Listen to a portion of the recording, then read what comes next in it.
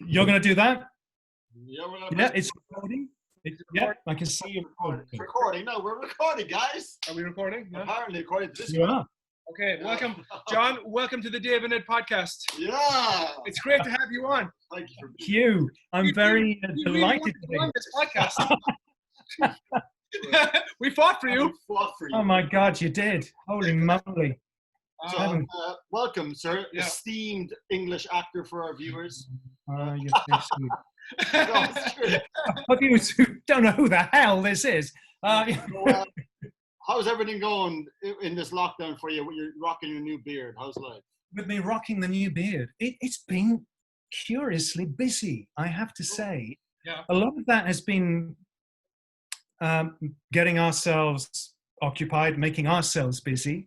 Both my wife and I are writing independent projects at the moment, Nice. and we're part of a writing group. So every Saturday we've been meeting via Zoom for about 3 or 4 hours, and then going over each member's pieces of writing and hearing us out, holding each of us accountable to make sure we do writing throughout the week. So that's been very productive. And then I've had this very curious run of projects that I've been asked to contribute towards. I guess the weirdest one for me is actually doing a SAG-AFTRA TV series out of Hollywood, being directed remotely from Hollywood by the director, having to set up a green screen behind me because they wanted me to play a British news anchor for a rom-com called Finding Love in Quarantine. Nice. And yeah, it's a great. It's got Tom Arnold in it. It's got Lee Majors in it. It's got this guy David. I think it's David R. White is his name. Matt Shapiro, who's directed me before in a piece that we shot out in Kentucky a couple of years ago, asked me to contribute. So that was really interesting to have to set up a professional studio in our kitchen, unplug the refrigerator. We don't have a green screen, but we have a blue cyc, basically a sheet, which we had to steam out all of the creases. And fortunately, my wife is a filmmaker. So we have a lot of lights, and she has a good camera. So we were able to do that. And it's already up and running. And I've actually seen one of the scenes that I shot. Effectively, I'm on a television screen for the main character who's on lockdown and is watching the news unfold on television. So yeah, there've been little bits like that. And then my wife found a project required by a group of casting directors who were trying to put together the first Instagram feature film. And this is on zombies. Wow. So it's been created a la Blair Witch Project type diary on your camera, on your phone. Wow. Is what we shot it on. Yeah. And we had a mate because he's had COVID and we're uncertain, but we had something that was very similar. And we went to be tested and they said, well, you're both showing negative, but they said it doesn't mean anything because one was the COVID test.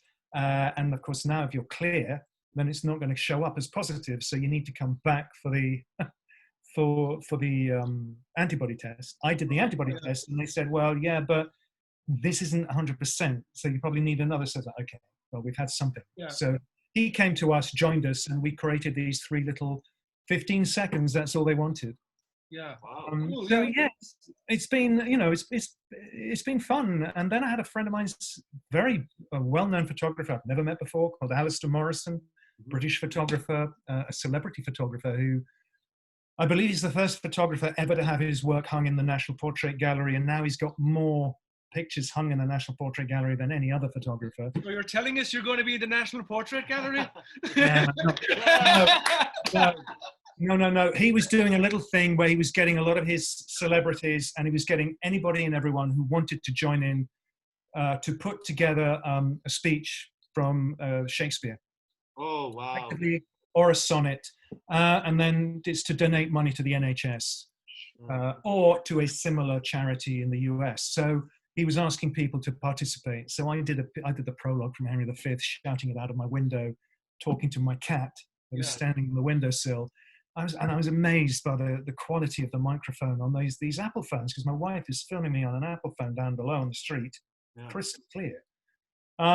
So it's been a curious period of time, having this alienation of being shut away from everybody and yes. and I'm considered to be of a vulnerable age, so being limited as to how far or where one can go. Yeah. Um, Well, you but don't come across as, sorry, John, you don't come across as vulnerable. Like you, I don't, you I, know, like, it's very sweet. I don't feel it. like I have to say, yeah, yeah. I've met you a couple of times, and you're full of life.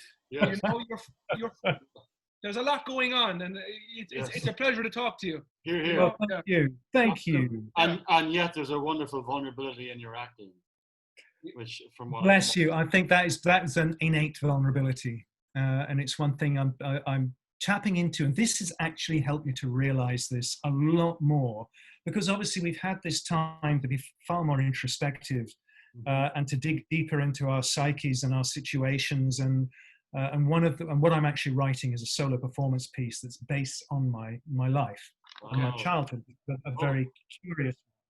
But I was told, first of all, create a memoirs. And then from the memoirs, create the solo performance piece. So you have everything in front of you, and then you take out the chunks that you feel are relevant or resonate or will fit into an hour 20 performance. And that has actually been very, very difficult, because I keep hitting spots that are really hard for me to revisit. So that puts the brakes on, but I haven't written for a while now. I've just got back into it, getting back into the flow of it. And it was a realization of, I now, the whole piece starts with me being screamed at by a kid at school. Who are you? Who are you really? And it's something I've constantly been asked throughout life. Who are you? Because I'm a character actor. So what tends to happen is I'm never myself when I'm on camera. Who is, to be honest? However, yes, you've got the Hugh Grants of this world. They always say there are actors that either bring themselves to the role or the role to themselves. If you have Hugh Grant and if you have the likes of George Clooney, then they're always going to bring themselves to the role. Whereas generally more in the style of, I'm trying to think, probably the Patrick Stewart.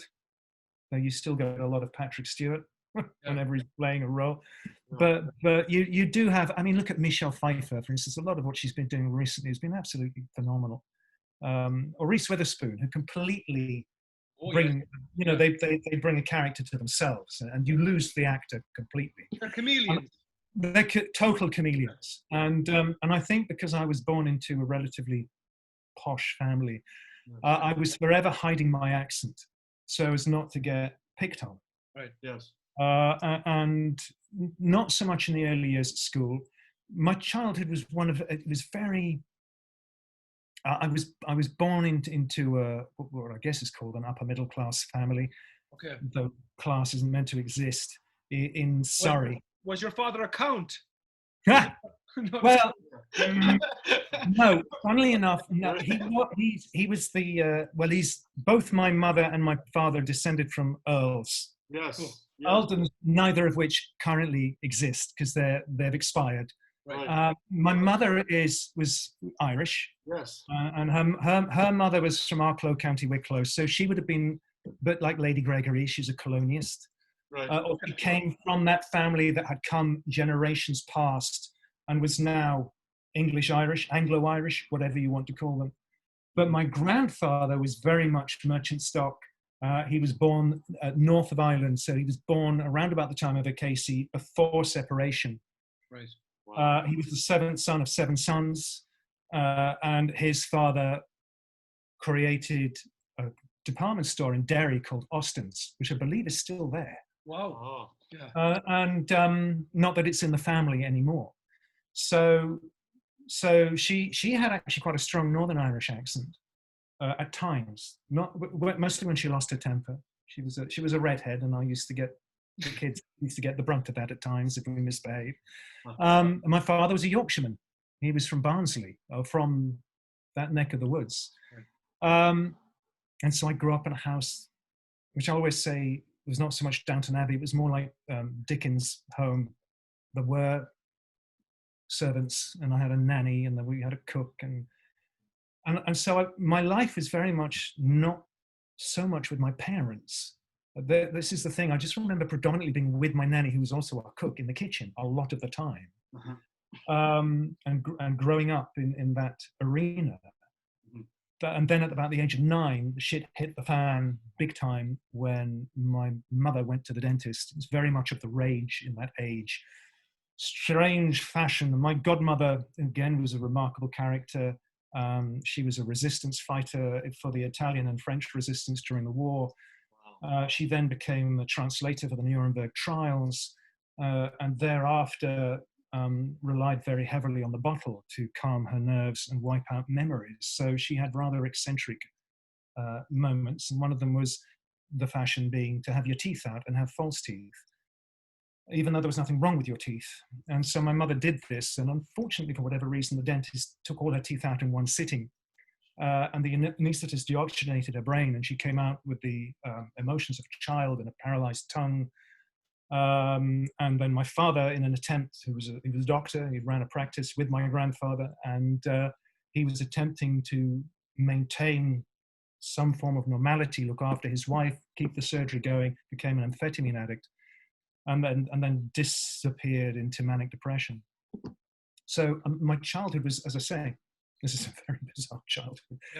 In many respects, there was love there. There was absolutely love there. And I was very fortunate to be from an Irish family, because that's what I remember predominantly, is my grandfather's brothers and their children, who seemed to be a constant stream coming through the door, because the house, the door was always open, and unannounced, they'd suddenly appear, they'd come over from Ireland, and they'd come and stay with us for a week or so.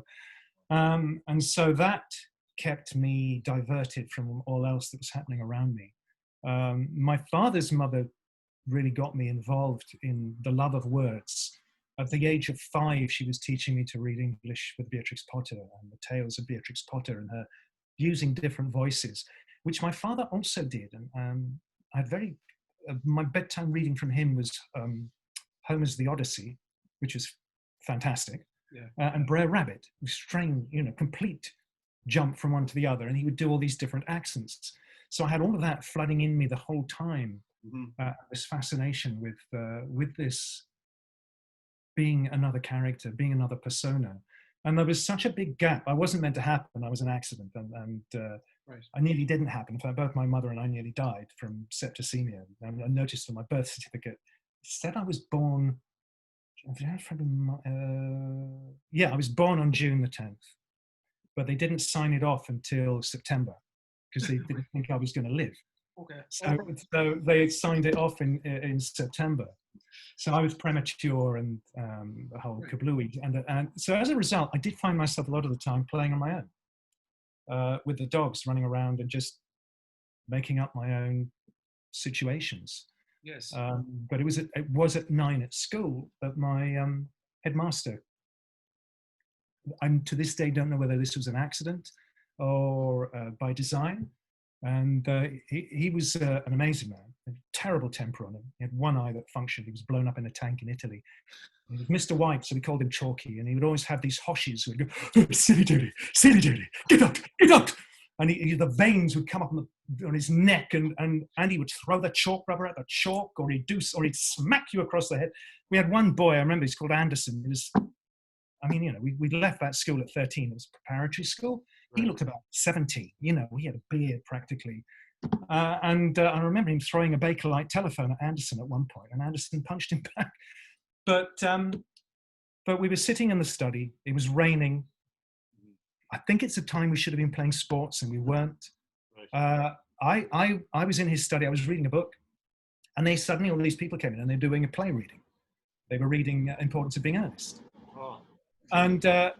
And allegedly, whoever was meant to play Ernest just didn't turn up. So Chalky said, line Pirkis, you can read for this while, he's not here.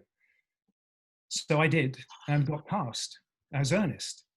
Wow. And that was the start of my, at that point, that was it. I knew this is what I wanted. Right. Wow. Right.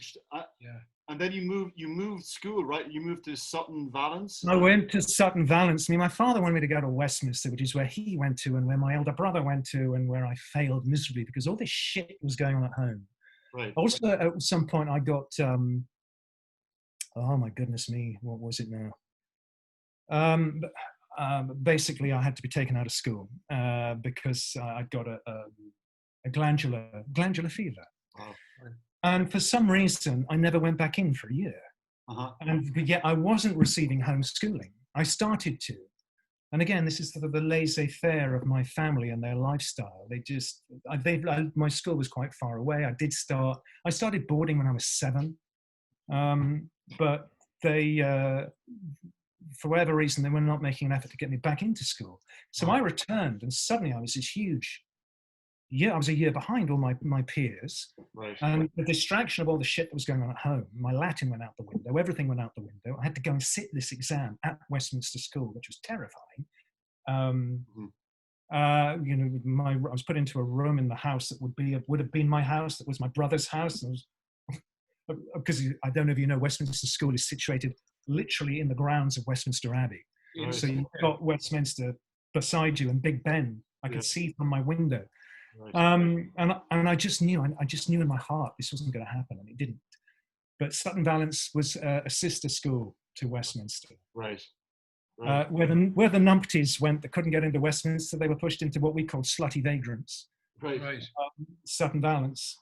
So indeed, I went there, and again, I was encouraged by my teachers. They again picked up on this innate talent that no one else was picking up on, and my family were absolutely against me, really. My father wanted me to be a doctor like him. I thought, I'll be a vet. I had a love for animals, but I didn't have a love for science. I guess being creative and being artistic was an escape from whatever childhood trauma you were experiencing as well, right? Yeah. Absolutely. It's this opportunity to be anyone but yourself. Right.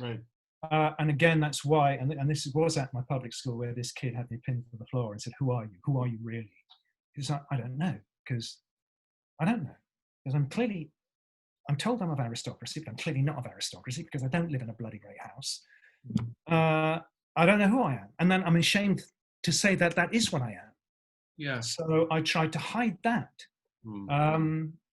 So yes, the opportunity to be in Charlie's Aunt and Oliver and all of these things that were happening at school, and it was a teacher there that said, and then what happened is my parents went bankrupt, and they hadn't been paying my school fees, so I was kicked out about the age of 16. Wow! And before I was kicked out, one of the teachers said, "You should audition for the National Youth Theatre." Oh. Wow. And so I did. Didn't get in, but there is an interesting piece to the jigsaw here, is that at Westminster School, this I have to explain for American audiences, but at Westminster, my father's fag was an actor called Peter Ustinov. And fag, for the Americans, it's basically a little servant. So the prefects had junior boys who polished their shoes, who made their beds, who cooked their breakfast, who ran messages to their fellow prefects around other houses, and were just a general dog's body, basically. Yeah. And the term fag obviously came because the chores they were given were a fag. Like, I don't want to do this, but you got to do this because if you don't, you'll get smacked. And they had a little bit of that still going on when I went to my school. We were still running around doing errands for the prefects. Thankfully, my father treated Peter Ustinov really, really well, and they remained friends. And he was very keen for Peter to put me off becoming an actor. Oh. He didn't, because he was really adamant that I wasn't to be. One of my ancestors is Gladys Cooper, who was my great-grandmother's first cousin. So their mothers were sisters. Wow. And Gladys Cooper played Professor Higgins' mother in My Fair Lady. That was her history. And she was mother of Robert Morley, who's quite a well-known British actor, predominantly, again, comedy a lot. So I was mixing a lot in that world of comedy. And comedy was very much an area where I was constantly being thrust rather than drama. But so when I went to the National Theatre audition afterwards, I went to where I knew Peter was staying at the Berkeley Hotel. Uh-huh. Very, very nervous. And he came down. And he said, look, if I can help you, he and his wife giving me a wry smile, because I think he knew I should be back at school, because I only had a certain amount of time. And he wrote a note to my housemaster saying, look, if I can help this young man in any way whatsoever, I'm here, which was really a note to my father.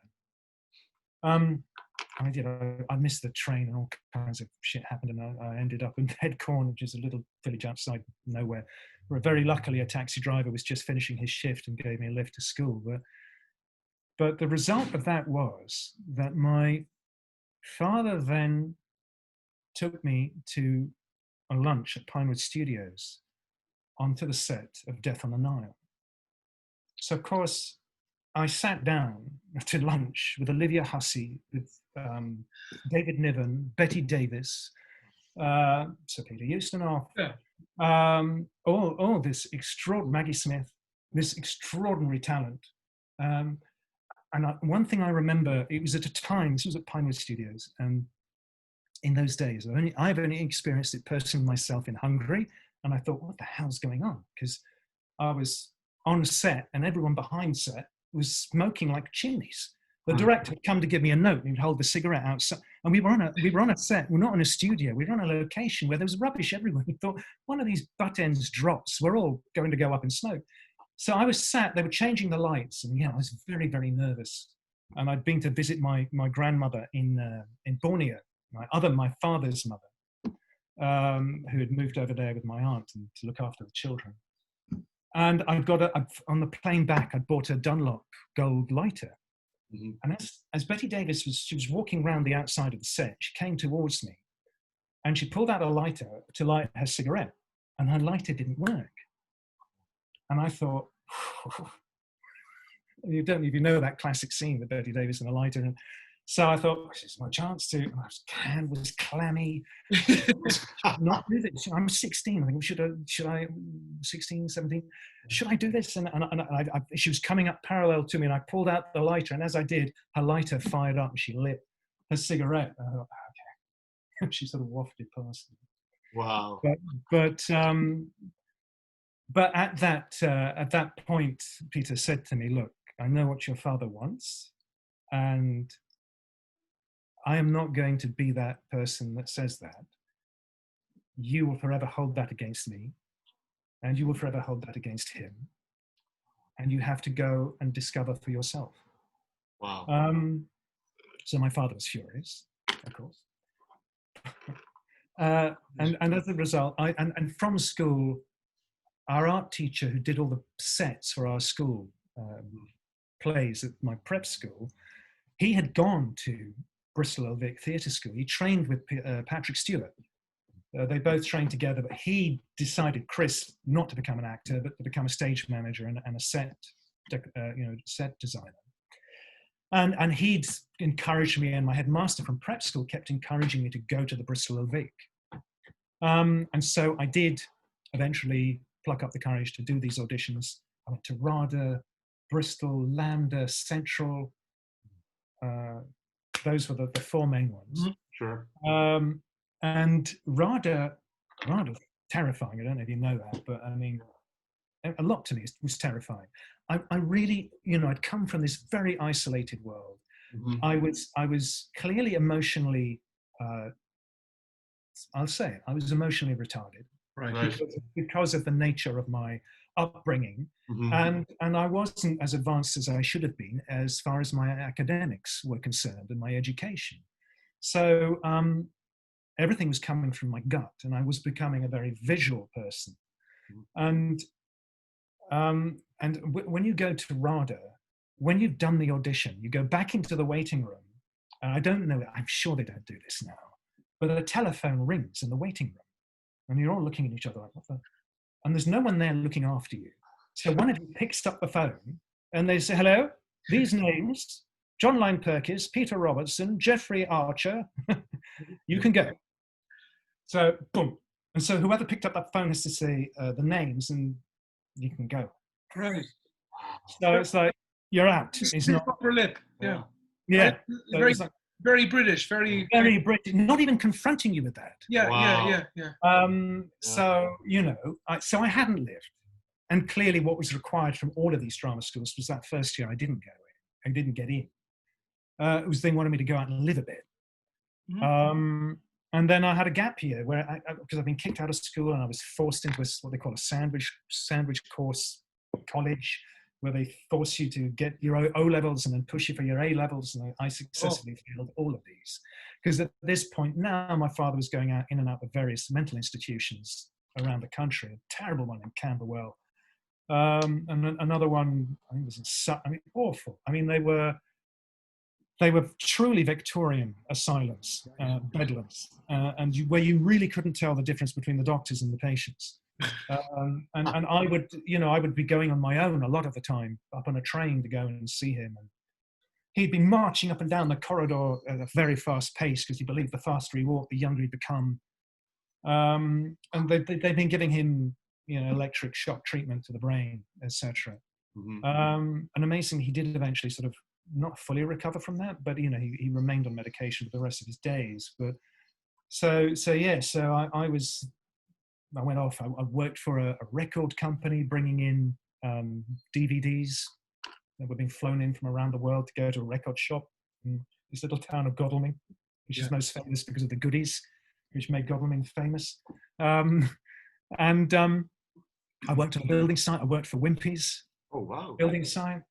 And that's really where, I started to talk like that because, if I start, if I do it, I was going to stick out. I was sort of climbing up ladders. I was putting the fiberglass into the lofts of these bloody estates. It was summer. It was awful. You're getting all the glass fibers. I was scared of heights. The next thing was I was having to take the felt up onto the roof to my boss. I mean, it was the carpenter. Yeah. And I was going up this ladder with this massive thing on my shoulder. And the worst moment was we were we were on the structure of a house that was literally just the frames. And at one point, the electrician's mate and me, the carpenter's mate, were both told to go to the other side. And we both went along the same beam. He was scared of heights as well. So we're sort of clutching each other like a pair of idiots, with both our bosses saying, just come back, just come, just put that. So yeah, that sort of gave me the heebie-jeebies. So I was doing all these sort of weird extramural jobs, and the second time I just went to Bristol, right, and I didn't get in. And the third time Peter Ustinov coached me. Don't ask me why I didn't approach him before. He coached me down the phone in Geneva because I was doing a piece from Romanoff and Juliet, one of his plays. And this prologue, the chorus, the prologue from Henry V, which to this day, and that was in 1979 I auditioned, I still had that stuck in my head forever. It's still there. And I got in. I got into LAMDA. I got into Bristol. I didn't bother to go to RADA because that was such a horrific experience. I didn't like my experience at Central. And because I was told Bristol, I went to Bristol. And I was then, as I arrived, I was 20, and they said, well, you're too old for the 3-year course, so you'll have to do the 2-year course. Yeah, I know. Too old. 20. So, wow. 20, yeah. So I did the 2-year course. And this was 1979/1980. It was by the time my term started, it was 1980. Right. And was Thatcher Prime Minister then? Thatcher came in, yeah. Yeah. It was kind of the beginning of Maggie Thatcher's. I was very lucky because by this time our finances are completely screwed. There's nothing, and I got what doesn't exist anymore. I got a major grant that paid for my accommodation and for my education, for my study. And I think they, at that point, I don't know what it is now, but there were 5,000 auditionees and 15 places. The year below me was Greta Scacchi. She was in the year below me. Right. I think who else. I mean, Samantha Bond was in my year. And is that how you pronounce it? Because I've never known how to pronounce that is exactly, yeah, that is, that I do know. I do know. Yeah, Greta Scacchi. So yeah, tell us about the training at Bristol Old Vic. Like, how did you? At Bristol training, you see, again, I still having done all of that, I was not ready for drama school. I was not ready for the world. Right. All I knew was same-sex boys' schools. Yes. Right. My friends' sisters. And I was as green as you could be, away from home for the first time, completely out of my element. And I thought, you go in to train at drama school, everyone's like-minded. Everyone wants to be creative. And I didn't imagine there would be bullying there. And And I have to say that, again, we're all young. At this point, we're in there, we're all young. Nobody really knows any better. I was so scared, so shy, so retentive that they didn't know who I was. And it was funny, after drama school, there were a couple of auditions I went to, quite a big commercial casting director. And I was always so fucking nervous. And to gather my nerves, I clearly put on a front that was like, fuck you, I'm above all this. And I remember her saying to me, just drop this aloofness to me as I was going in for this audition. I don't understand. So clearly what was happening in drama school, there was this, who is this guy? And he's not saying who he is, and he's clearly not one of us. And so there was a lot of psychological bullying. It wasn't obviously physical bullying. Right. But I never felt comfortable to do what you're meant to do there, which is make mistakes and make a fool of yourself. Yes. Because that's how you learn. Sure. And so I was terrified of doing that because I knew they would, you know, it would be a point where they would be talking behind my back, but I could hear them. Right. And so it was only about, I think I was into my second term, and we were doing, I played Festi for just a performed workshop with Chris Dennis, who was then our principal. And there were a couple of director students there. And I don't know what happened, but for whatever reason, I just thought, oh, fuck it. And I just let loose. And everyone was looking at me like, wow, what? He can act, what's going on here? And so I wanted to get to know a bit more about me. And then I then relented and was a bit more honest about what was going on at home. And to their credit, to a man, every single one of them apologized. Yeah. For the way they had treated me. Wow. But I never, my confidence was fucked at this point. It was screwed from before I even got to drama school, because my family didn't want me to be. They frowned upon Gladys Cooper being an actress, you know, and they didn't want me to be doing this or pursuing this career. And to this day, they still are not supportive. They'll make the noises, but no. What are you doing? Why are you still doing this? Why do you think that is? They don't. I think it's the classic thing of it's just something they don't understand. Yes. Okay. Yeah. Sure. It's partly that, and also there's not such a big age gap between my elder brother's 5 years. My eldest brother's 15 years. Right. And my elder brother's in the army. He's in the, you know, that was his career. He was in the army. So very much not of that ilk. Though he actually loved doing Andran, doing the Mikado, good singing voice. All the boys had good singing voices. So he loves doing that. But yeah, he won't, there's no give there. Yeah. I remember going he was stationed in Germany, and one Christmas I went there with his wife. I hadn't had any children at this point. And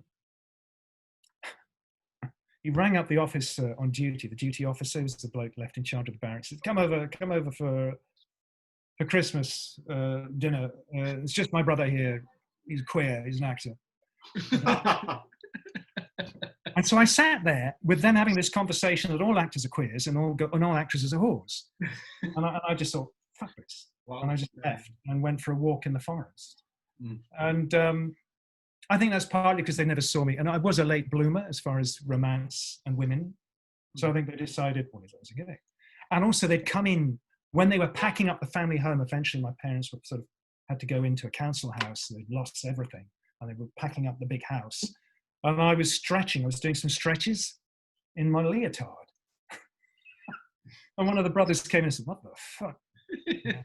As far as they were concerned, he's a fucking poofter. Right. So like, okay, whatever. And that used to upset me, but now it's like, what the fuck? Yeah. So what?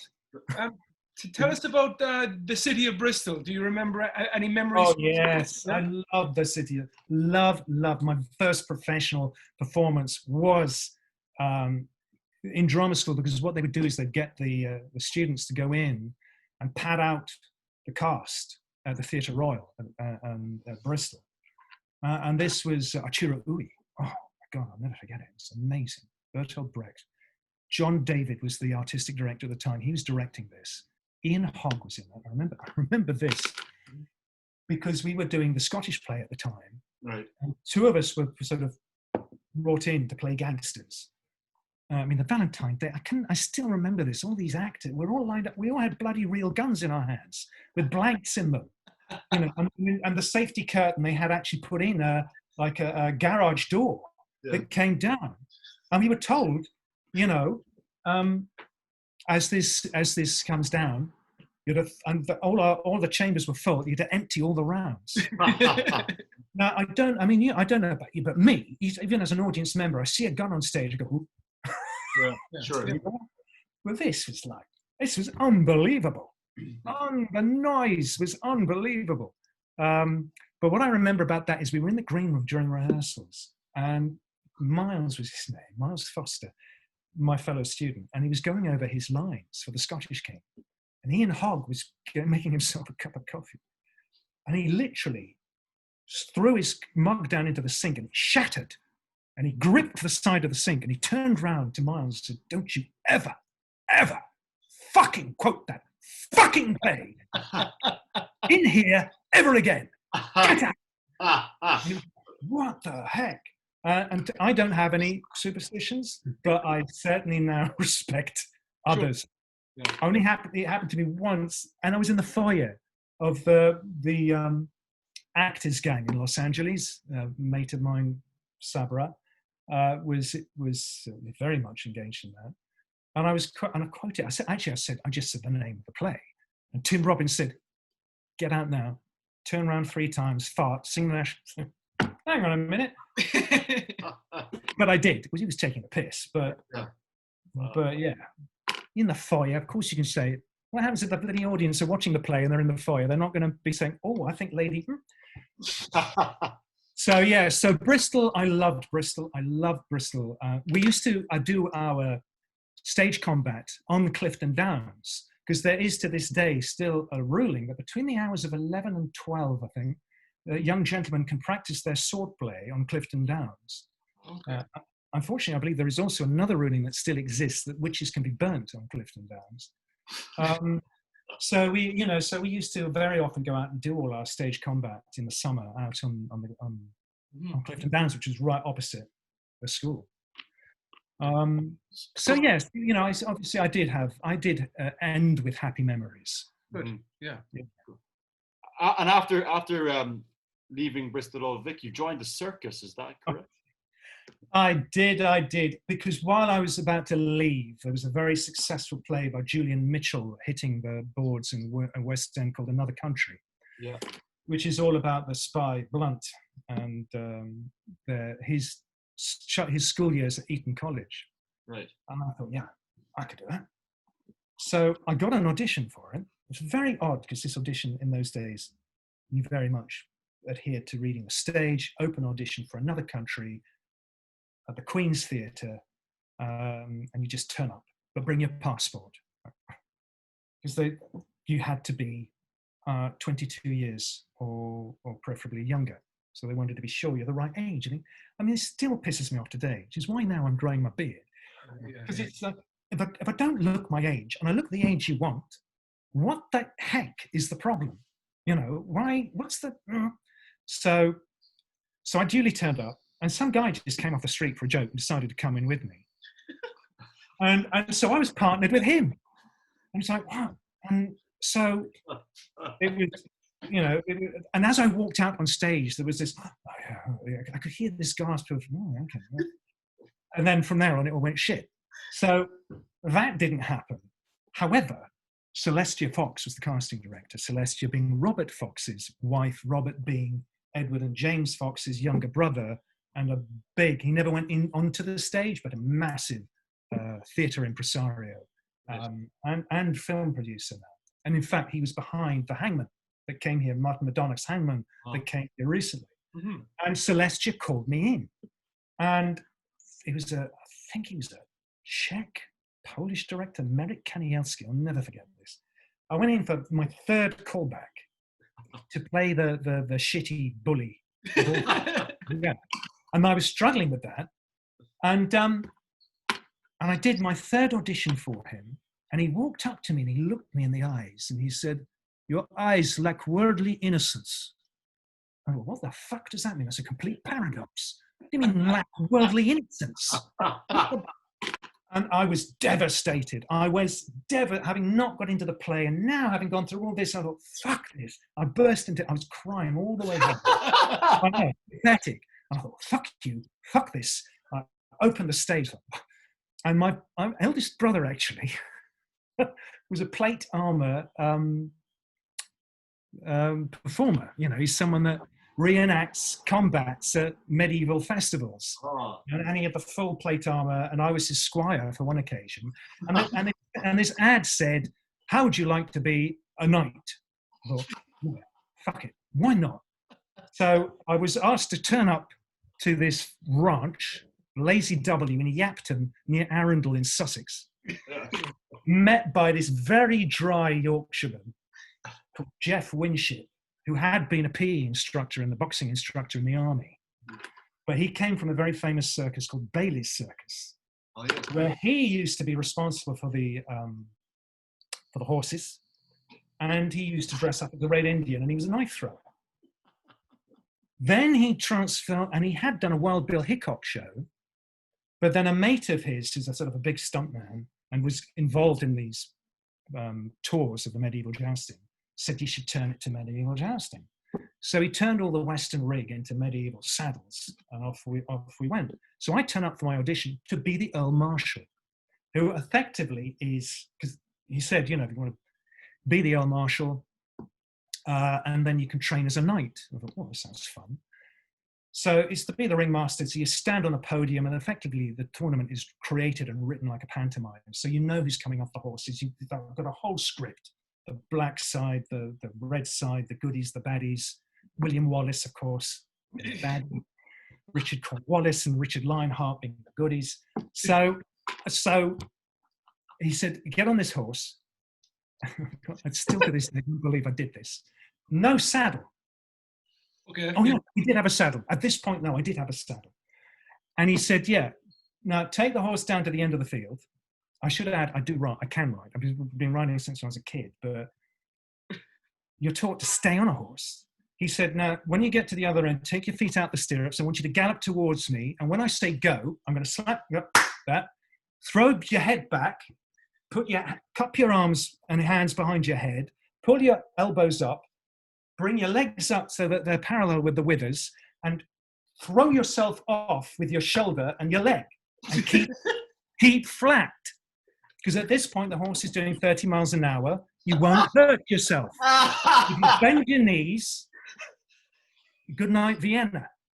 So here I am. Never done anything like this before in my life. I'm trusting this guy who's basically been taking the piss of me since I arrived. And he said, go. And I've flung myself off. I just skimmed the grass, didn't hurt myself, except I landed in a bed of thistles. And he said, okay, that's good. Yeah. You can join. And so I duly did. And I've got to say, these were the best year and a half of my life, touring the UK and Europe, actually going to tilt yards, original tilt yards in Austria and Germany to joust. And we would then go to Powderham Castle, which was our second home in Devon. And then we would have both units there. And so we'd swap over roles as Earl Marshal, and then I would actually get to do some jousting. And it was you had these falling beds, which were on either side of the tilt rail. So the concept was you never hit these flipping beds ever. Your horse had gone way past them by the time you came flying off. So your job when you arrive, having put in the tilt rail, is to check for stones in the ground, obviously. But I do remember my first tournament, and my character was Richard of Cornwallis. I get smacked over the head with a baton, and that's the most painful fall because you have to do a dead fall off the horse standing. And so you just drop like a sack of potatoes. It's like on a hard ground. It's like, boom. Then I got done for cheating. That's the character. So I'm put on the tilt rail, and you have to hold this called the Great Shield, which effectively was the door of an army Land Rover, an armoured Land Rover. Right. You hold this, and William Wallace comes down towards you with his lance, hits the shield, and you go flying off the tilt rail with the shield. Then you get up, you get back on your horse, you're knocked off your horse again, and then you're challenged to a quarterstaff fight. But it's like, wow. And by the time I got back to the horse was about 20 foot high. I thought, God, I've got to get back on this animal. You weren't allowed to bleed on your costumes. You got into trouble by the missus, his wife, who made all the costumes. And you always had members of the public who were men-at-arms and ladies in waiting. And of course, people got injured. They got injured. And of course, what happened is you get injured, you get picked up, and the men-at-arms are all around you, and they pick you up. And the audience think, oh, they've been squirting tomato ketchup on them. No, I'm really bleeding here. But it was amazing. And the boy, and we had a great mix of, course, people would come, people would go. We had rogues, we had vagabonds, we had all types. We had ex-jockeys, we had stuntmen, we had people from the household cavalry, we had people who were just running away from home. And then with people, also you'd lose people along the way because they decided, I'm not going to do this. Because he also used to, if anyone had the misfortune to get picked on by Jeff and did something, that he would say, you're a twat. You're a fucking twat. You know what happens to a fucking twat? And he'd pick up the nearest mare's tail and push their nose into her twat, basically, joining her, and rub his face in it. There you go. Oh, it's gruesome. Jesus. Fortunately, I never suffered from that. But as the El Marshal, I did have to get, he revolts as the Black Knight, and he grabs me off the podium, knocks off my coif, grabs my hair, and bounces me round the tilt rail. So effectively, I've got my hands on the horse's neck, and I have to go with the rhythm of the horse. So it looks like he's pulling me. I swear to this day, that's why I'm bald. Amazing. But so you're sort of going round. I learned amazing things, being pulled by stirrups behind a horse, chest bounces, which is, I started my first tournament as the jester, Merry Legs, and who gets the merry hell taken out of him. And he goes, run, Merry Legs, run. And you run. And he throw a knife at you. And he was brilliant. I've got to say, he was a marksman. And literally, as your foot left the ground, the knife went into your footprint. Wow. And then he would charge you down. And so you have to literally stand till the last minute. And as the horse comes to you, you push yourself off the horse's chest. And of course, the combination of that and the horse sends you flying. But you've got to get the timing right, or you get kneed in the bollocks by the horse. Right. I was hugely fortunate in that. There were guys, one year, lost his eye because he was going down on the rings that were hanging from these steel gibbets. Another guy, as he was coming down to hit the shields with his lance, his girth snapped and he went down parallel and hit the nearest gibbet, cast iron gibbet, and fractured his collarbone. Wow. Another bloke was dealing with the quartermain, which is in the middle of the tilt yard, and hit the shield. And there's supposedly a ball and chain hanging, which was basically from a toilet flusher. And it came around, wrapped him around the neck and pulled him out the saddle. And the next day, no hair. And he never grew back. His hair fell out? His hair fell out from the shock. Wow. The next day, honestly, it was a riot. Yeah. It was a riot. And for all of that, we were paid £24 a week. In the morning, you'd be up at 5 in the morning because you'd have to go and pick up the horses. Because more often than not, because he was a Yorkshireman, he would chain them out. It's a bit like an island. Chain them out in the grass. Right. And you bring them in the daytime, in the morning. So you'd go out. First thing, you'd ride bareback, and you'd lead back too. Then you'd feed them, groom them, and then for breakfast, you either had 2 pieces of toast with butter or a bowl of cornflakes. That was it. Cup of coffee. Lunchtime, you got baked beans on toast.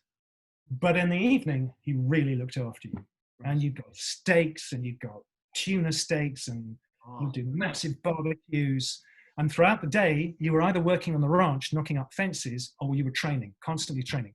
8 to 15-mile runs one day, weight training the next day, and then throughout, you'd be on the practice tilt yard, training with the horses, and training the horses, because you'd have yearlings coming up that needed to learn as well. And he used Appaloosa, because of course he'd used them for the Wild Bill Hickok show, and they're remarkably quick and intelligent. And they have speckled coats, is it, the Appaloosa? That's the one, yeah. Because they're covered in the caparisons, so you can't see them because they've got the knight's colours all over them. Yeah. And they're hooded, so you can't see them. But you're right, that is correct. That's the speckled speckled horse. So I did that for a year and a half, and the second half of the year I became company manager. So I ran one of the touring companies. Oh. But you know, I'd go in and we all lived in caravans. That was the other thing. We all lived in caravans, which in winter was freezing. It was the only full-time tournament. So that once you were on the farm, you were on the ranch, you were on it. You'd arrive about February, March to start training, and then around about April, May you'd start to do weekend fairs. Right. And then you'd start to go for the Liverpool International Garden Festival was happening at the time. We went there. And so we used to sort of pop over to all these places. So quite honestly, though, by the time you finished doing all of that, at the end of the day, you were too knackered to spend your money. So you earned £24 a week. You never got paid it. You would hold on to it, give you a little bit now and again, and then you got paid a huge wedge at the end of the season. Right. Because you were knackered. But I think the most fun was Powderham. One thing I remember in Powderham, this thing called, I used to do at school called British Bulldogs, where you have to get from one end to the other, and one person has to wrestle someone down, and then each one of you gradually. Well, we used to do that on horseback, bareback. Okay. Pulling people off the horses, just charging in the middle. I know, nuts. Yeah. But when we were in Powderham, we'd take the horses, and occasionally in Sussex, he would load them into the horse box, and we'd take them to the beach to get them to have a swim to soothe their legs. And I remember Tashi, who's the mayor, that famously he would shove unfortunate victims' faces into, and for one, I was on her back. I thought, wow, we're going to France. She's not turning around. And it was an amazing sensation. I don't think you've ever been on the back of a swimming horse. It's an incredible sensation. Right. So yeah, and you used to have fights. Of course, you did. You'd get into you got all this testosterone, young testosterone, and buzzing around, and Jeff would be geeing everybody up to smack one another.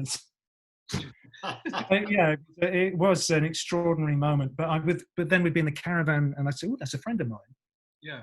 And then I remember somebody in the caravan said, "Well, the only reason they're there and you're not is because you're here."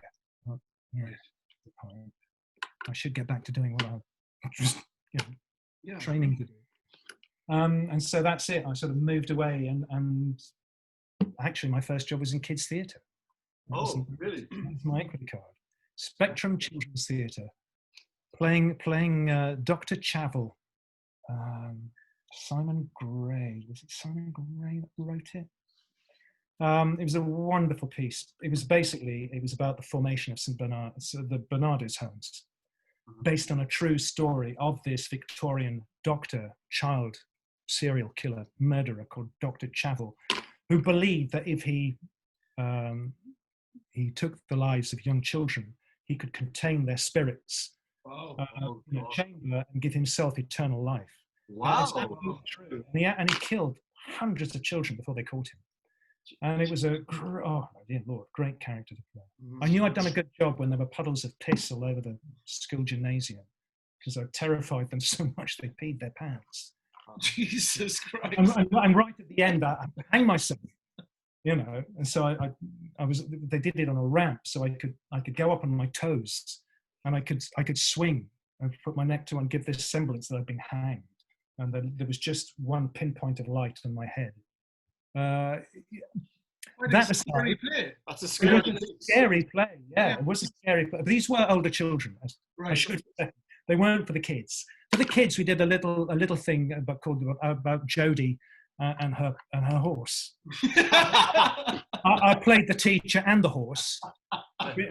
So I was in a grey tracksuit, and because I've been working with these horses, I was able to really sort of beautiful filigreed mask I was given for the horse. So it was all about teaching kids responsibility.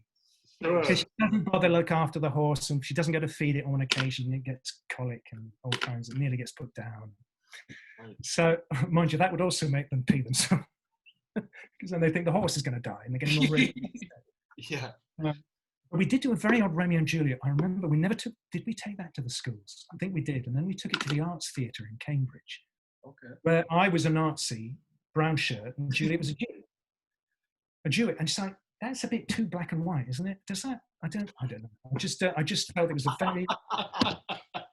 it was a really odd combination, and it naturally didn't really resonate. So it was taken out of the repertoire. But that's how I got my equity card. Was with the kids' theatre. And then later on, I did another kids' theatre, which was Vienna's English-speaking theatre, which was, again, an amazing tour for 6 months doing The Candidly Ghost. You said Vienna in Austria? Yeah, in Austria. So we were based, that's where we started rehearsals in London, then we finished rehearsals in Vienna, and then we toured literally the length and breadth of Austria. Right. Wow. For 6 months. So we saw it in the winter, we saw it in the summer, we went to these breathtaking towns and villages, every place you can imagine and you know of, we went to. Our Tourneleiter, or the leader of the group, was a massive Sound of Music fan. So when we got to where it was all shot, he would take us, we had us hanging out the trees, he had us jumping up and down the steps. Oh, He marvelous. got us running up the hill that she runs up, which is not the hill that you see her, because that's in Switzerland. Right. But the hill she runs up is in Austria. And the front of the house was one house of the Von Trapp family, and the back of the house was another. So it's something that and the great thing was, I mean, we would start 7 in the morning, we'd be on the road watching these kids in the winter langloufing in the dark to their schools. And if we did 1 or 2 shows, we'd be finished at lunchtime. That was it. Rest of the time, we were in the taverna, or sleeping or exploring. And they looked after us so well, really well. They paid us well. It was, but the culture, considering what the culture is, Mm-hmm. they're a very friendly bunch of people. Yeah. You know, they are. Yeah. But, Lots of beer and sausages. Oh my God, I loved it. Loved it. Heavens to God, to Betsy. Yeah.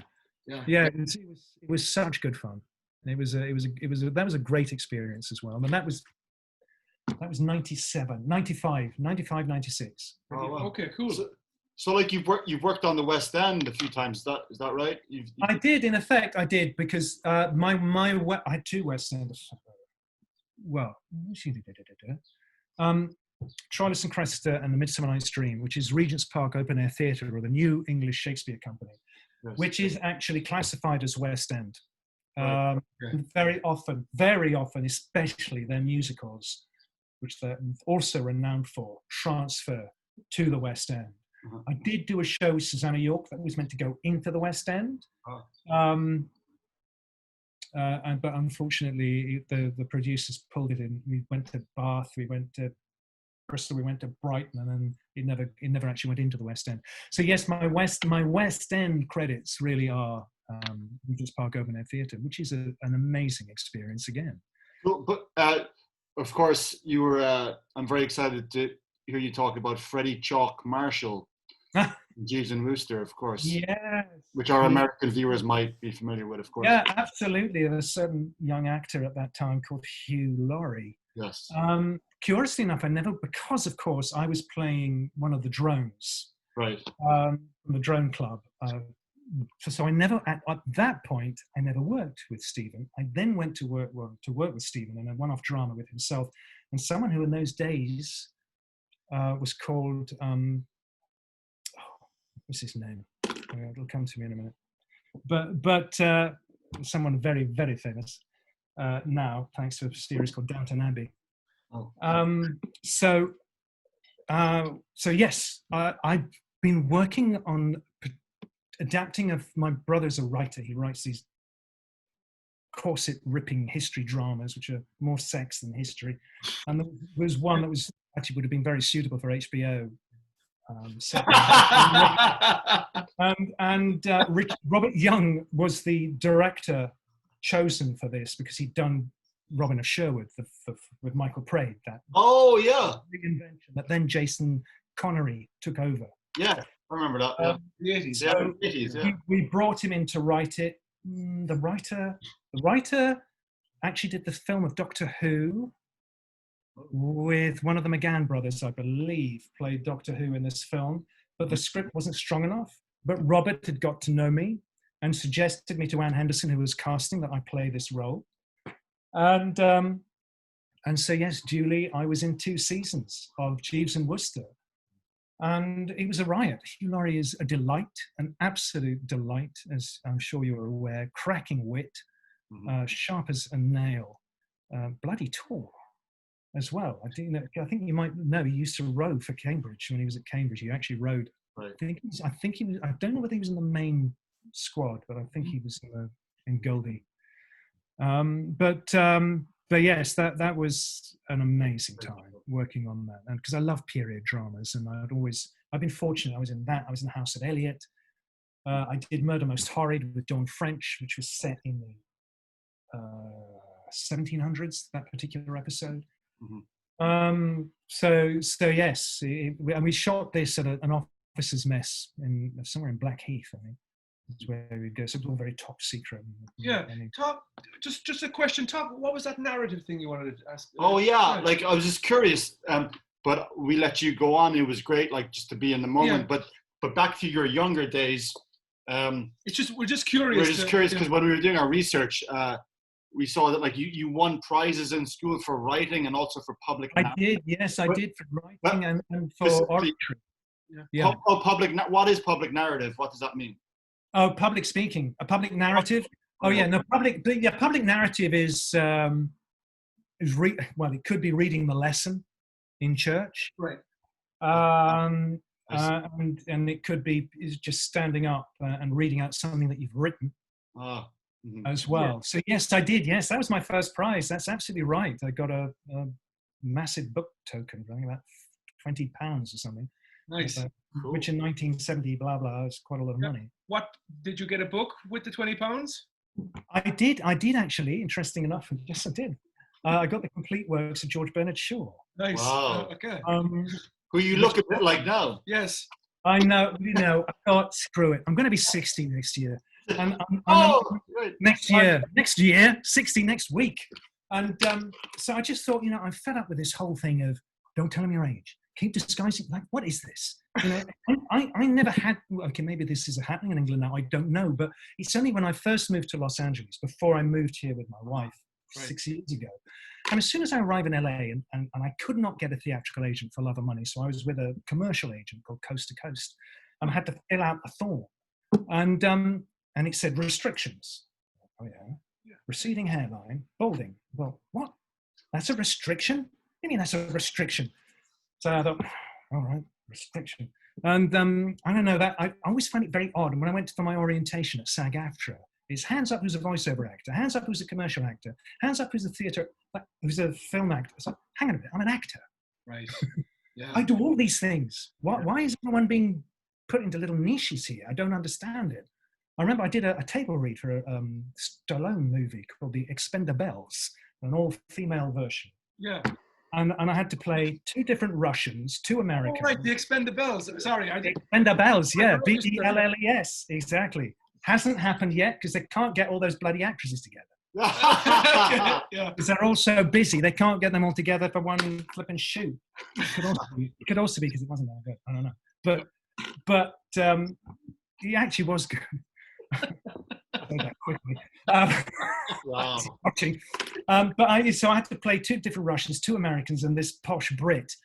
And every time I was doing a different voice, people were looking at me. And I got up. This actress said, "So you're a voiceover actor?" No, I'm an actor. Right. So I do find it very strange, and these constant restrictions that you're too old, and it's just, when are you too old? Yeah. When are you too old?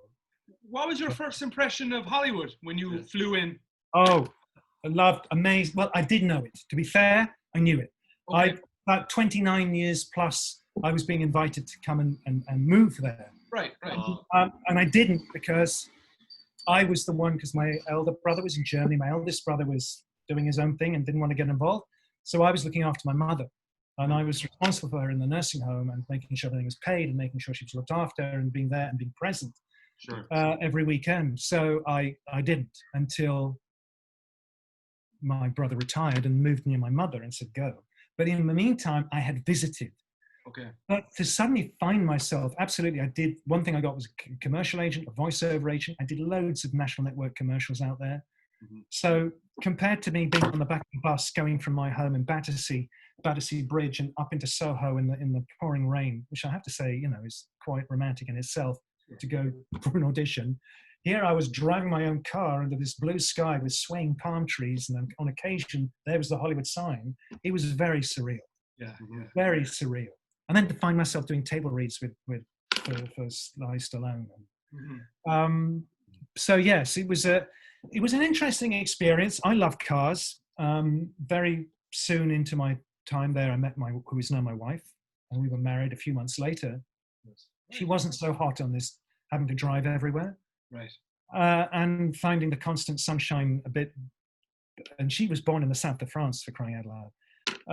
But she was just finding it a bit disorientating, because she said, usually you use the weather as a marker of this happened on this day. And I remember she said, I can't tell which day is which.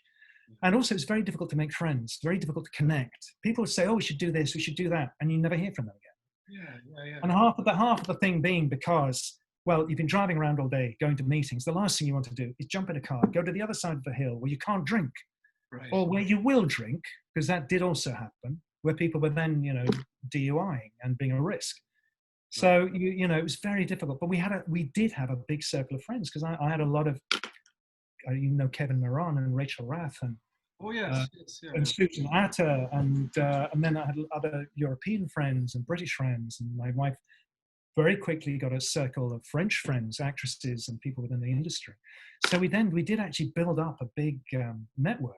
So when suddenly I was invited by a manager to move to New York, or was actually invited to be represented on the condition that I moved to New York, that was a bit of a pull. But it was also, well, I can't get hired for love or money here. I cannot get a theatrical agent.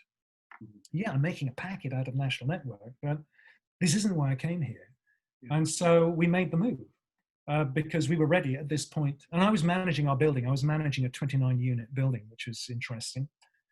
So there's a blooming TV series right there. Well, tell us more, yeah.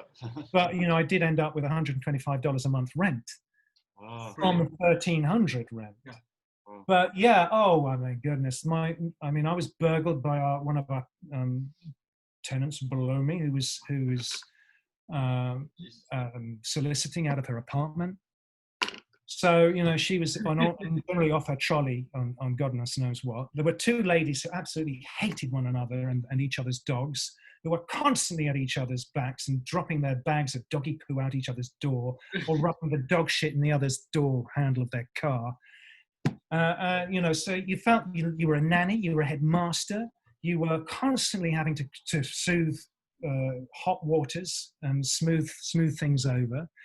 And so my wife was also getting a bit pissed off with this as well, that constantly we were having to deal with people's issues. I feel like it's a very lonely city too. It can be. This is it. We were fortunate. There were two of us. I've got friends who are not, they're on their own. Right. Even if they're sharing with other people in order to split the rent. Sure.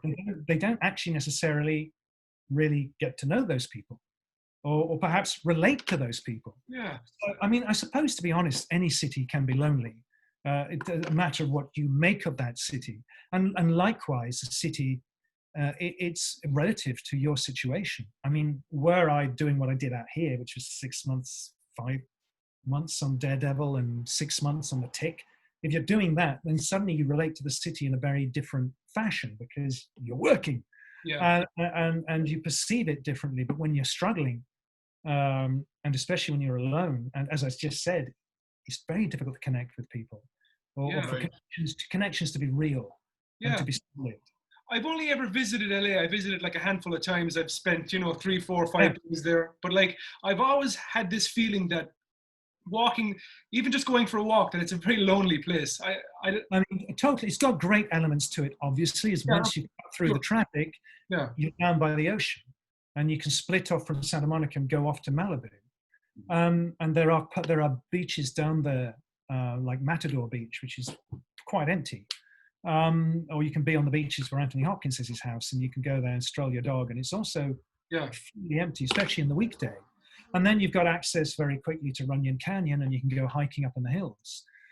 But I guess we were missing the seasons. We've got the Getty Museum, and you've got the LA Museum, and but nothing compared to what we have here, of course. Did you go to any swanky parties out there? No, no. I didn't. Oh, well, I saved that.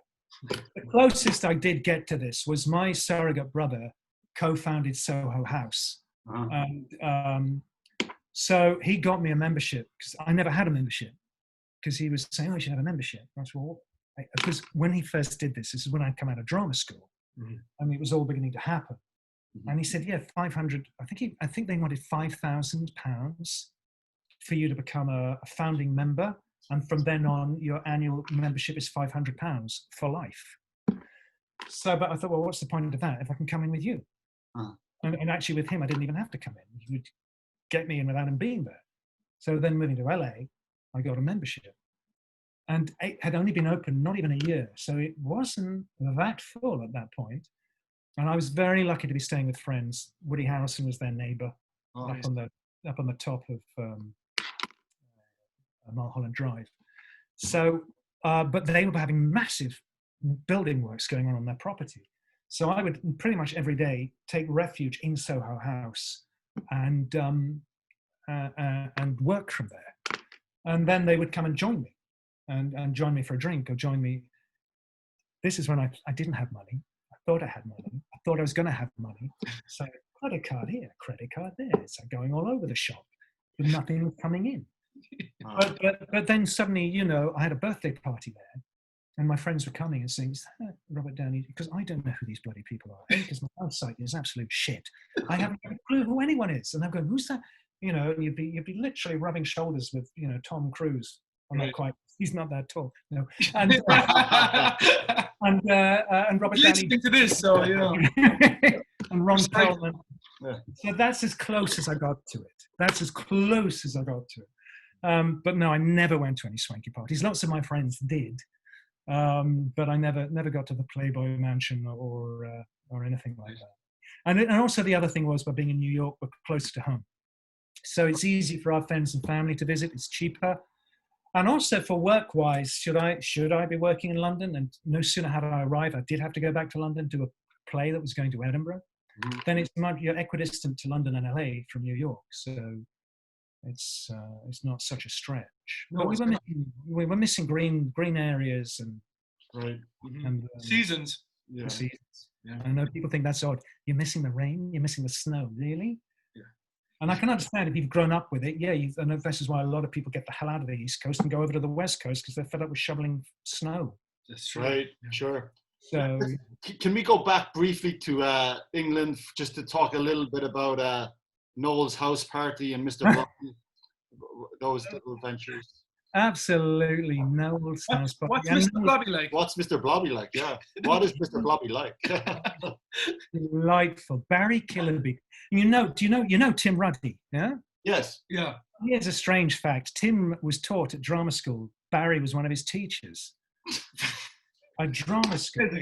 Barry was lovely. He was really lovely. I did post somewhere that he. What actually happened is, it's a mate of mine who I was at prep school who got me into 3 Up 2 Down with Michael Elphick, which was a sitcom, and then he went on to produce The House Party, and they were looking for people for the Gotcha Squad. So I actually started on the Gotcha Squad, which was a group of individuals who, with Noel, would play practical jokes on celebrities. So I would either be a producer, or I'd be pretending to be a chat show host, or whatever. And so that's how I started, was practical jokes on Richard Branson and Rosemary Ford and Adam Woodyard and things like that. And then from that, they took a shine to me and said, we were doing this video called Blobby Vision, and we need a stooge. We need a fall guy.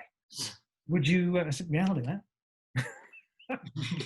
So there I was for a week at Crinkley Bottom, which is better known as Cricket St Thomas, which also features as the house into the Manor Born. Oh, yes. So we were there for a week. With me getting custard pies thrown in my face and being tangoed and goodness knows what else, with Barry. And so Barry would be sitting there. He'd have his. He was not that fit when he'd started, Mr. Blobby. By the time he finished, he was as fit as a butcher's dog. You know, the amount he was losing of being under this rubber suit.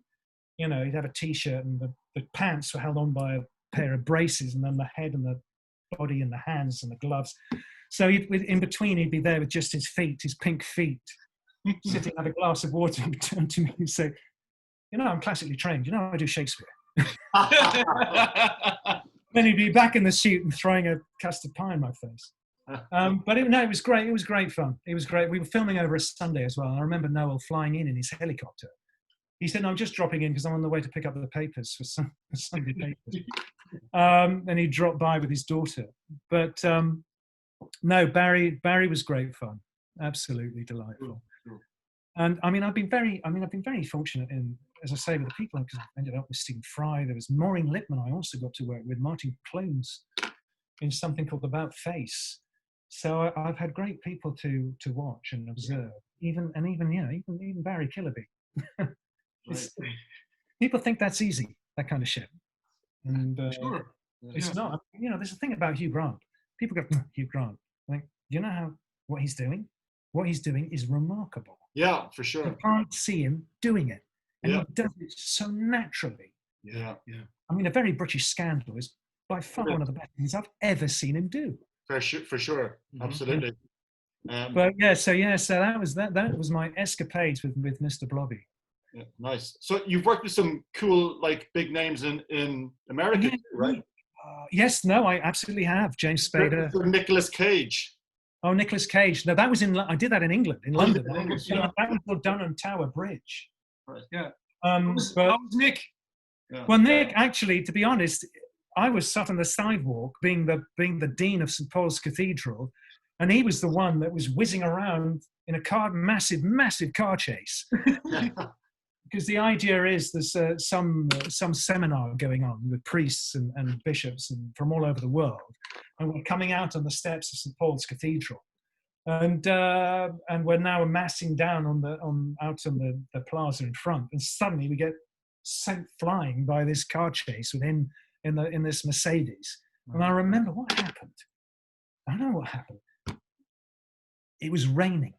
That first weekend, it was raining. And as a result, the Mercedes clipped the Range Rover and did quite some serious damage. But I mean, I watched this. I thought, blimey, I wish our mechanics worked like this. It'd be a lot cheaper. In seconds, they'd taken off the panel, they put on a new panel, the whole thing was ready to go again. And they said, no, the rain, it's too dangerous. Stop. They had stunt priests and all sorts. And so we had to come back the following weekend. I think that cost about $400,000 to do that setup, and I had to do the whole thing again. And of course, it was perfect sunshine. So then they had a rain wagon to spray the area, the cobbles and everything with rain, so we could start again. Who was the director on that project? Oh, Jesus, Jerry Bruckheimer. Oh, there you are, Jerry Bruckheimer. There you go, Jerry Bruckheimer. He's the explosions guy, right? Yeah, absolutely. And there were lots of that, of course. Did he give you much direction? No, second unit director. Right. The whole thing, second unit director. Oh wow. So have I ever had that happen before? Only I was doing a commercial with Tom Hardy. What was it? Tell us about that, Mr. Hardy. That was, well, you see, Tom already knew, because I gave Tom my theatre for a year. In 2005 at Theatre 503, it was quite a spectacular year, because we were doing a play called Oxo Yorg and the Man by Thomas Crowe that Alex Clifton was directing, is now artistic director in Chester.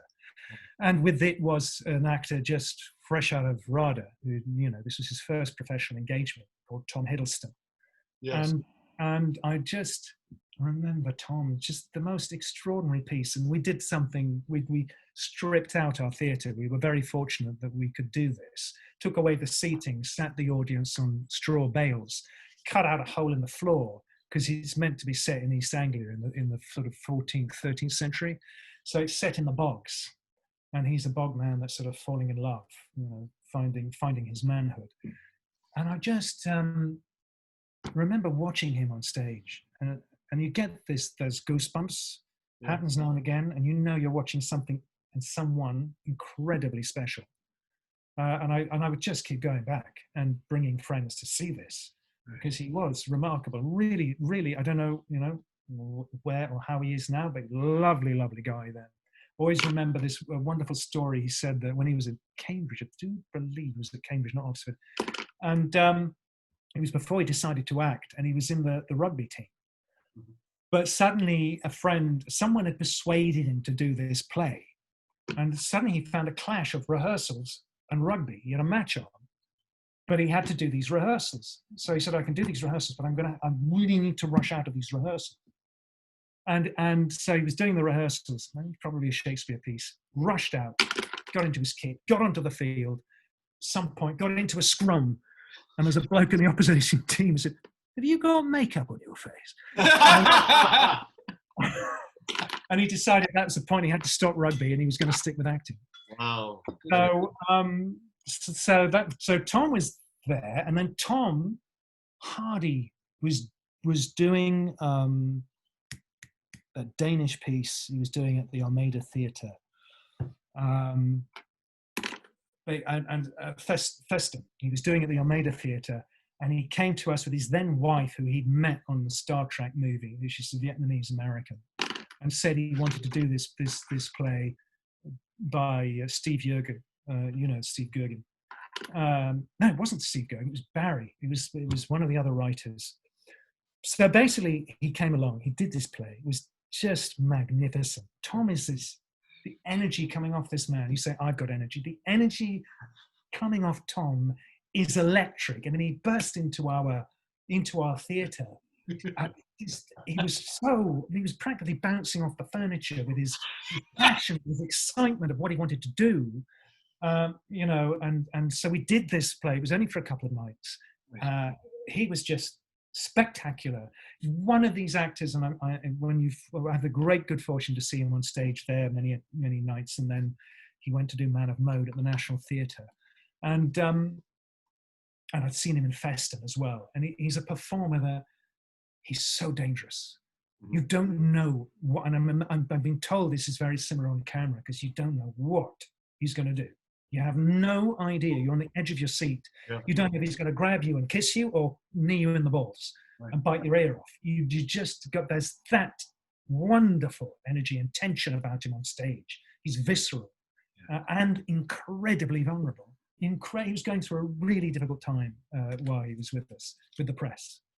And he would give you the biggest hugs when he was either arriving in the morning or leaving, with Max, his dog, his faithful dog. And he was just such a loving guy and so talented. And it was a privilege to have him there. He was the only, I remember, I don't know what it was, the BBC wanted to audition him for something. And at this point, he was directing a play called Blue on Blue, which was his directorial debut. And it was his father's writing debut. Because I think, his father predominantly wrote a lot of Taboo that Tom has created with Stephen Knight. And so he was directing this, and the BBC wanted to see him. And so he said to his agent, well, he can't. I'm rehearsing. So if they want to see me, they're going to have to come to Theatre 503. It's like, what? So directors, producers, they all got up. I mean, how many, and he's at this moment, he's not the Tom Hardy we know now. He is fast moving up in that direction. But they all came from Wood Lane. They all came out of Shepherd's Bush.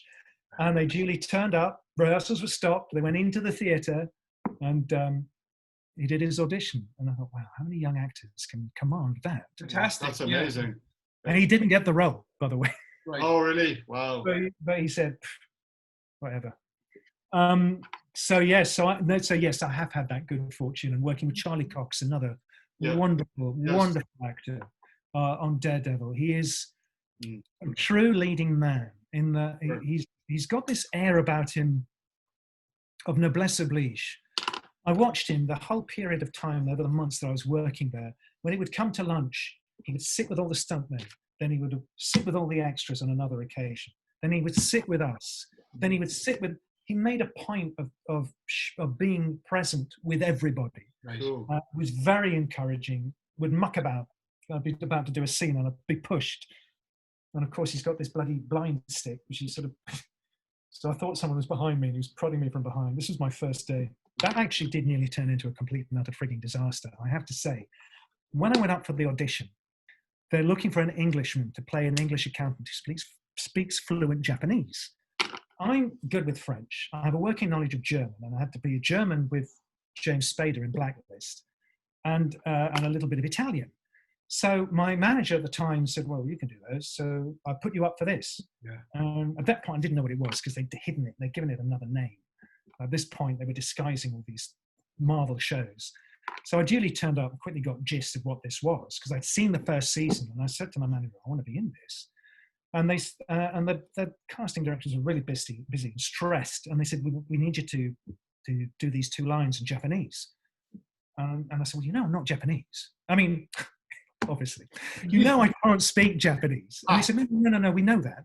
Just do it phonetically. So go away, learn them, and then we'll put it to camera. So, okay. So I went away, learned them, did it to camera, and she was ecstatic. And she said, that's amazing. That's really, really good. Now listen, if you're given these lines and you need to learn them, can you do this? And of course, she's desperate to book an English actor who can speak Japanese. I want the role. Yeah. So I'm saying, well, quite right. I said, yes, of course I can do that. I've got a mate of mine who lives in Taiwan. He speaks fluent Japanese. He's a director out there. I can get him to help me with the language. That shouldn't be a problem. And she's obviously hearing all this going, he speaks Japanese. It's like, I never said this. And it's on tape. And next thing I know, 2 weeks getting ready to go on set. And I was thinking, where are my lines? Don't worry, you'll get them. Okay. A week. Where are my lines? They're coming, 4 days. Suddenly I'm given access to the portal. Marvel, you're not allowed to have the whole script. Oh, right. So you have to have a code to get into the portal. And then I saw Anthony Hopkins, I saw all these names and I thought, oh, hell. Yeah, my sides, 20 lines in English, and in Japanese. Formal 20 lines in formal Japanese that I have 4 days to learn before I go to camera. Right. And now I'm bricking it. It's like, I'm like, fuck, what the fuck? So I have no choice. I have to Google the fucking thing. And so I Google this and I go, what? It's just going through the flipping lines. I can get the first 10, but then 12, I can't. And so now we're going down. We're now 2 days away. And it's like, and I said to my wife, I don't know what's happening here. These are not going in. I've got these, but I've not got these. And she said, well, just do what you do with the French. Write it. But, okay. Blow me. They went in. It's like, holy moly. Get on set. And there are these Japanese and Hawaiian actors amongst me. Japanese speaking Japanese who playing, the hand. They're members of the hand. And they're saying, oh yeah, we saw your lines. Like, thank God we don't have to speak those. You're Japanese and you're telling me, thank God you don't have to speak these. So meanwhile, of course, they've given me a whole load of guff as to who my director is. And Elodie Young, who's playing Electra, she's in the makeup caravan with me getting made up. And I'm told, I was given a bloke's name, who's the director. So I arrive on set and I'm introduced, not fully, and I'm thinking, because I'd only seen Elodie to the side of me being put on makeup, I spoke to the director thinking she was Elodie. She looked at me like I'm nuts. Like, what the director? Yeah. Good start. Off we go, and it's like, here we go. And of course I fluff the first one. Okay, fine. Second time, boom, straight through. Perfect. Wow. I'm on the phone. I'm on the telephone. Thank God it's a telephone conversation. Anyway, in the break, the first AD comes up to me and says, this is Misa, the Japanese girl. Okay. She's your dialect coach. She's your language coach. And she says, your pronunciation is wrong. Your sentences are all wrong. It's all wrong. What? So turns out she's given my details to call me, right, to coach me a week before. But because she's Japanese, she considers that's not polite, and she had to wait for the actor. But no one told me she even existed. God. Yeah. So he said, yes, we need to go away and work on these lines. Oh. You are joking. I've now got to learn to do this in between takes, you know, the stress when you're on set anyway. Sure. First time on this show, Wow. and now suddenly in between, I've got to completely relearn. This is like I've been told you're doing 12th Night, and you get on set, and just before they say action, oh no, you're doing The Merchant of Venice. Action. It's like I didn't learn the lines for Merchant of Venice. I learned the lines for 12th Night. Yeah. It's like, oh my God. Yeah. So somehow we struggled through this. And and Elodie's sitting next to me, and she's saying, wow, your Japanese is brilliant. And the director's laughed and says, no, it's not. It's shit. His dialect coach just said it's rubbish. So thank you.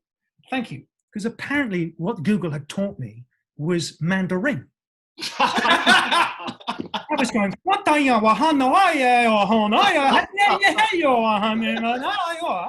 And the Japanese just go, so right at the end, I finally got it. And they said, we're going to do a wild track because you're on the phone. We're going to do a wild track. So suddenly, total silence. Everyone's holding their breath. They're all looking at me. And I do it in one take and it's perfect. And it's just like, fuck. And I sit down next to the Marvel people and they said, we were told you speak Japanese. And I said, where on earth were you told I speak Japanese? It was on the self-tape. I do it phonetically. And anyway, thankfully, they because I wasn't in that series to begin with. I was in, but they were writing me in as they went along. This is what tends to happen. Yes. If they like you, they tend to write more of you. Right. And but so that was like, oh my God. It was my good impression. Well, I mean, for me, I just, oh, Jesus. When I went in to do Turn, that was like, again, my manager got me to do the audition in 4 different accents. Turn is the one from... Turn Washington Spies with Jamie Bell. Yeah. I've got into that. In Virginia. And I was given the role of a Scottish landlord taking over the inn from the main character who's now moved on. So I've taken over the inn. Jamie Bell's character turns up to find his friend's gone, who is his go-between, and me standing there. The guy's name is MacDonald. My manager said, "You do it in 4 different accents." And I said, "But it's MacDonald. He's Scottish." He said, "It may not be." So I thought this was the casting director. So I did Scottish. I did West Country. I did Yorkshire, and I did Cockney. Right? So I've done, and I had to do 2 takes of each. It's like, what the fuck? So I turn up for this thing, fine. As usual, you get on set and everyone's like, because they've got to go off somewhere else, somewhere on location to do some shooting. I want to get the scene done. Brilliant Icelandic director called Egil Eagleson, does Gotham. And he was a lovely man. And so, but I arrive and I'm in this, something that one always has to learn, and you learn in Meissner. Thank God I went off and trained with Meissner after Bristol, because but that, you know, you tend to forget. But stop being polite. Stop being fucking polite. It's always been an issue with me. So I'm on someone else's set, and it's a historic set. So I know that some of these are practical props, but some of these are actual period pieces and not to be touched. So I arrive, and they're at the bar. James is going to be facing me. There's the ledger. There's the quill. There's the inkwell. There's a few other things. There's tankards up there. I've gone over this. So I'm saying to Eagle, can you give me something to do? Can I, could I be dry? He said, I'll give you something to do. So he gets me to start my speech outside, pouring a tankard of ale for this colonel while I'm talking, and walk in behind the hatch to talk to Jamie. I said, yeah, but that isn't what I meant. I need something here. So I've got something to do while I'm here talking to Jamie. And then the producer said, well, we haven't got time. So, and I said, well, hang on a minute. What accent do you want? And they said, well, I got really fed up with it. Well, just the accent you did your audition in. I said, well, I was asked to do 4.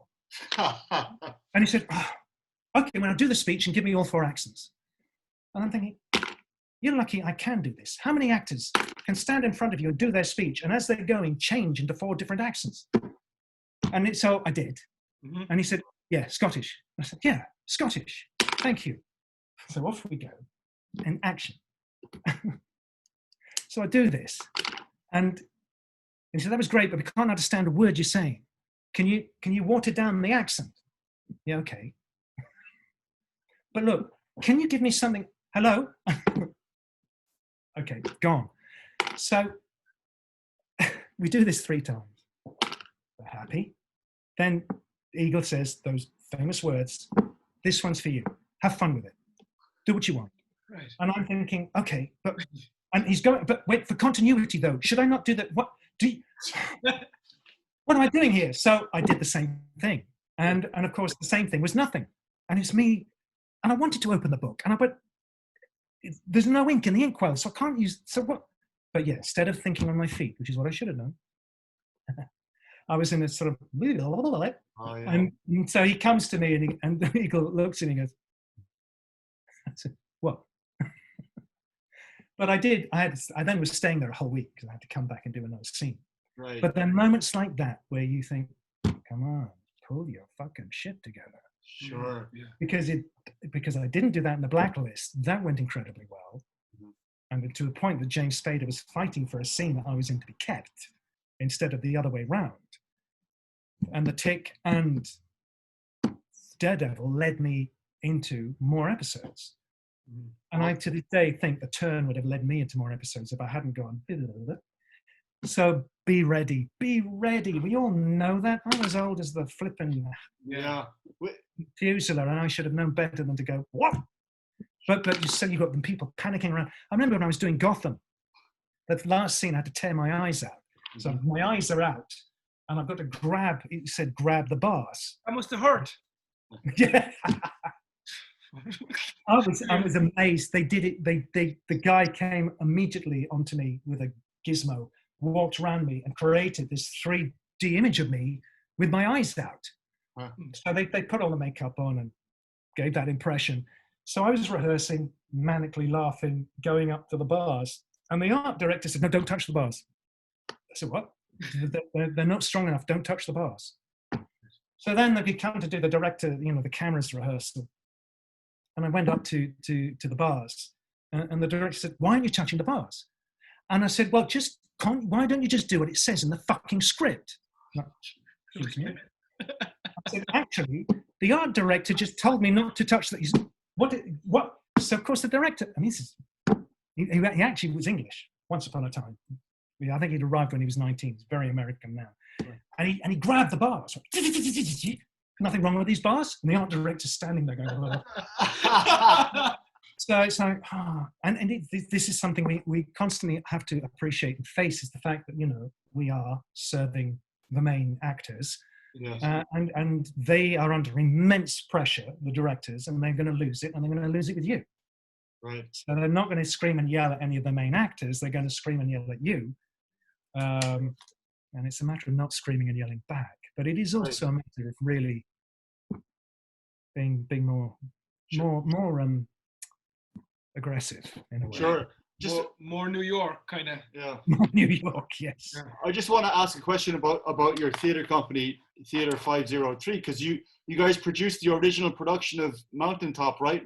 My friend of mine directed that, James Davis. James, James. Oh, God bless James. He's now fighting to keep his theatre alive.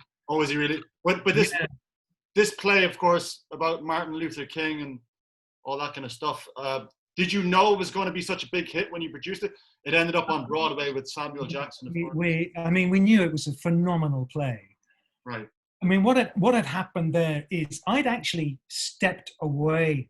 I was having a personal breakdown back in 1999, due to a personal relationship that went tits up, and so I'd removed myself. I was producing a play for Edinburgh, but I took myself off to help a friend set up a restaurant on the Isle of Wight. Mad. So I was doing the restaurant plus producing this play. And so I was there for 6 months, and the whole time I was there, I never got in or on the water. I was 5 minutes walk from the sea, except to get in the ferry to get the hell off the island, because I was living above the restaurants. Whenever anything went wrong, it was, "Johnny, could you come to? Johnny, could you?" So, and even if I was at the other end of the restaurant trying to take a day off, I'd be running back to do something. So I decided actually I'm going to go back and start focusing on my acting again. And the play was a huge success in Edinburgh. So I came back, put my company to bed to focus on my acting, and got put in a piece for the James Menzies Kitchen Award at the Battersea Arts Centre for Max Frisch's The Fire Raisers with Orla Loughlin. I don't even know Orla. She's a wonderful Irish director who for a while was running the Lyceum in Edinburgh. Okay. David Greig is now running. So Orla cast us in that, and in that, the main character was played by an actor called Paul Moody, who, as the director, in his real name, is Paul Higgins. And which reminds me, the actor I was going to tell you about, who I did Stalag Luft with Stephen Fry, was one Richard Bonneville at the time, who's now known as Hugh Bonneville. Right. Who I got on really well with during that. He's a lovely man. But curiously enough, we had a Richard Bonneville at Bristol, who was an American actor who married our movement teacher, and he'd taken the name, so Hugh had to change his name. Oh, wow. Yeah. But so Paul, we worked together on this production. I now was living in Battersea. Paul was up on Kensington Church Street, and he said, look, I'm looking for somewhere. I have a theatre company, but I want a venue. So I was walking past the Latchmere every day to go up to Battersea Arts Centre for rehearsals, seeing this very uncared for set of windows, notice frames outside the pub, which held notices for plays that were about a year old. It was a running theatre. So it was in a really bad state. And I said, well, have you thought about the Latchmere? So he went in and chatted to them and then said, look, we can take it, I reckon, because they got fed up with running it, the boys up at the New End Theatre in Hampstead, in Swiss Cottage. So will you run it with me? And I was like, whoa, no. I'm focusing on acting. I'll advise you if I can, but he was so passionate. He just pulled me along and said, okay, let's do this. And so we and another guy called Lee Mac Jones set up Latchmere Theatre.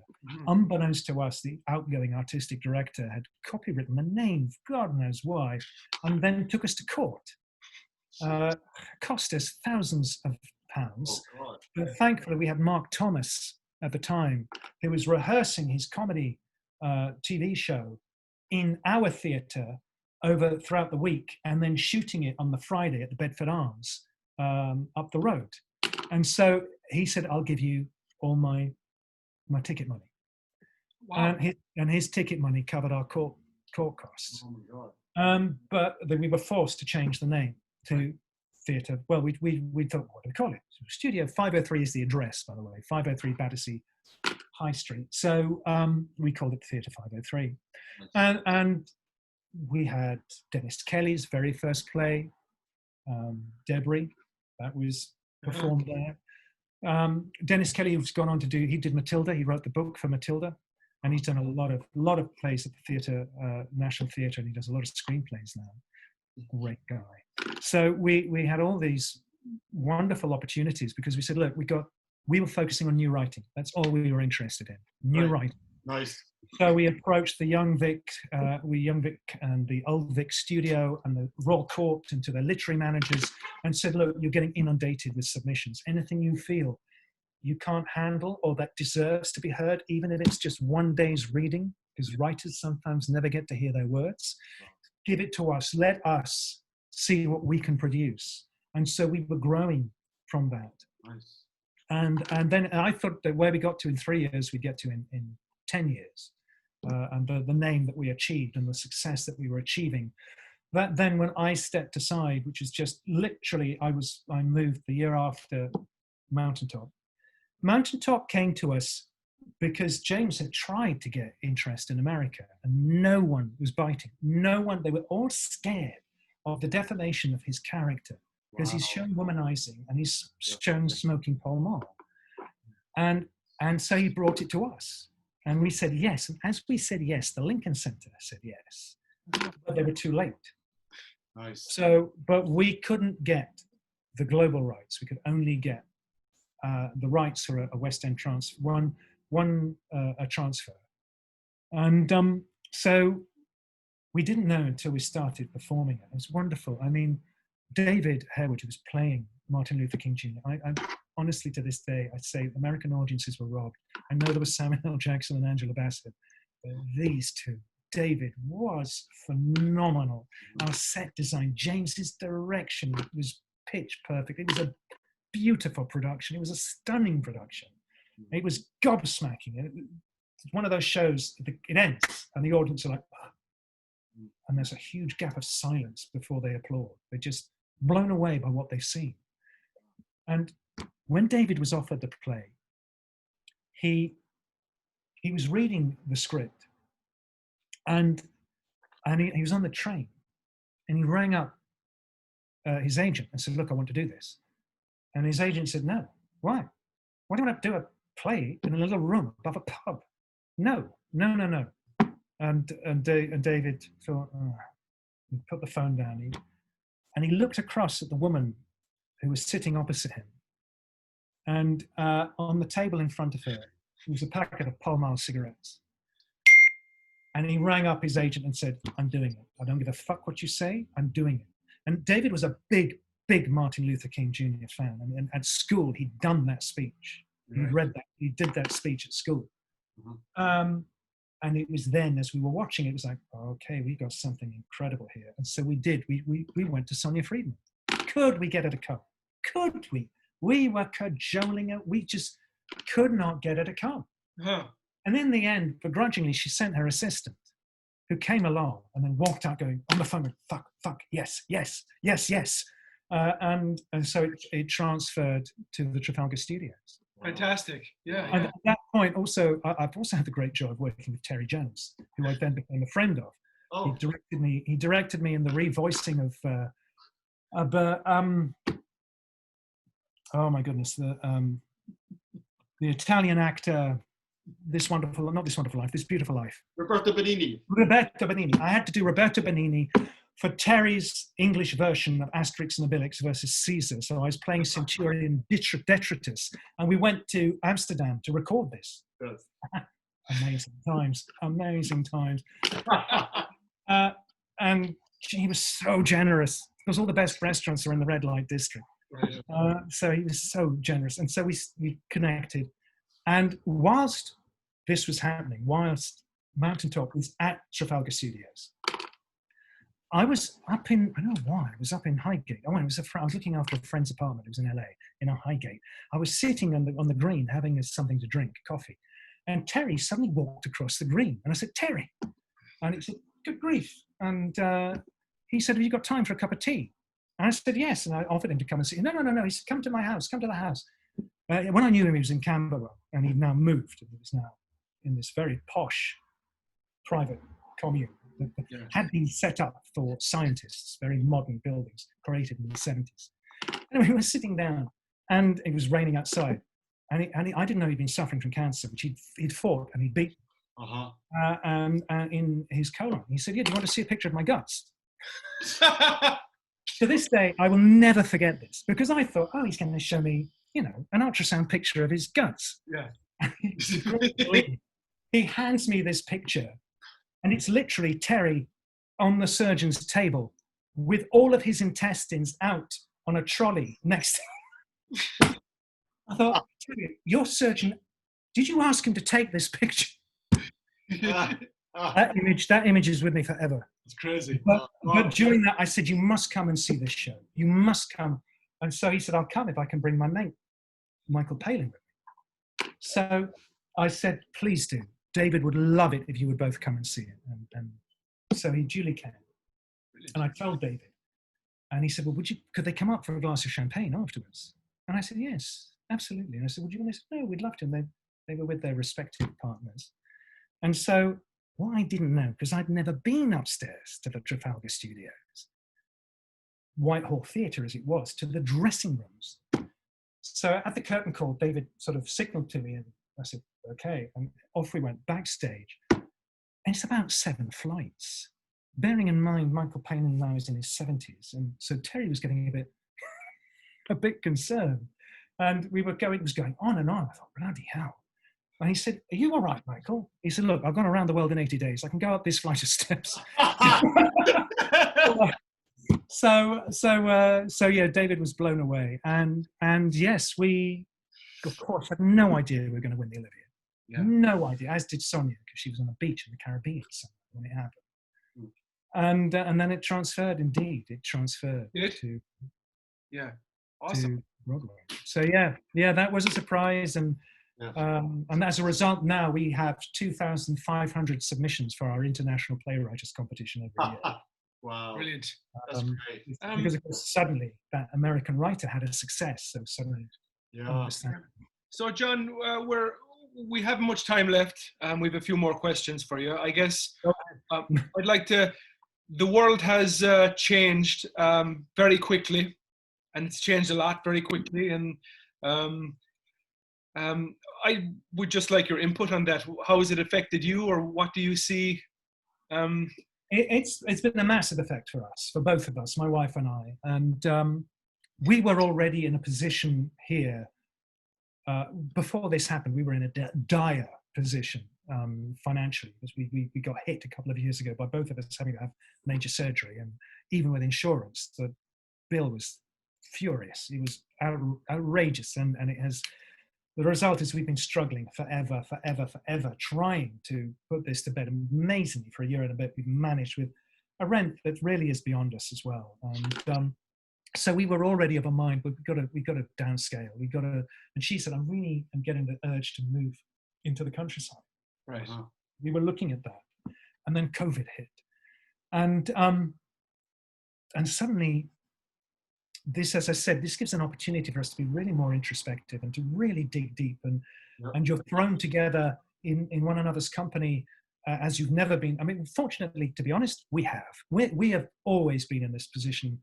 If we've not been going out for many auditions, we could spend a week or two in our apartment wherever we were. We were in Fort Greene to begin with, then we were in East Flatbush, and then we moved here, which is Greenpoint.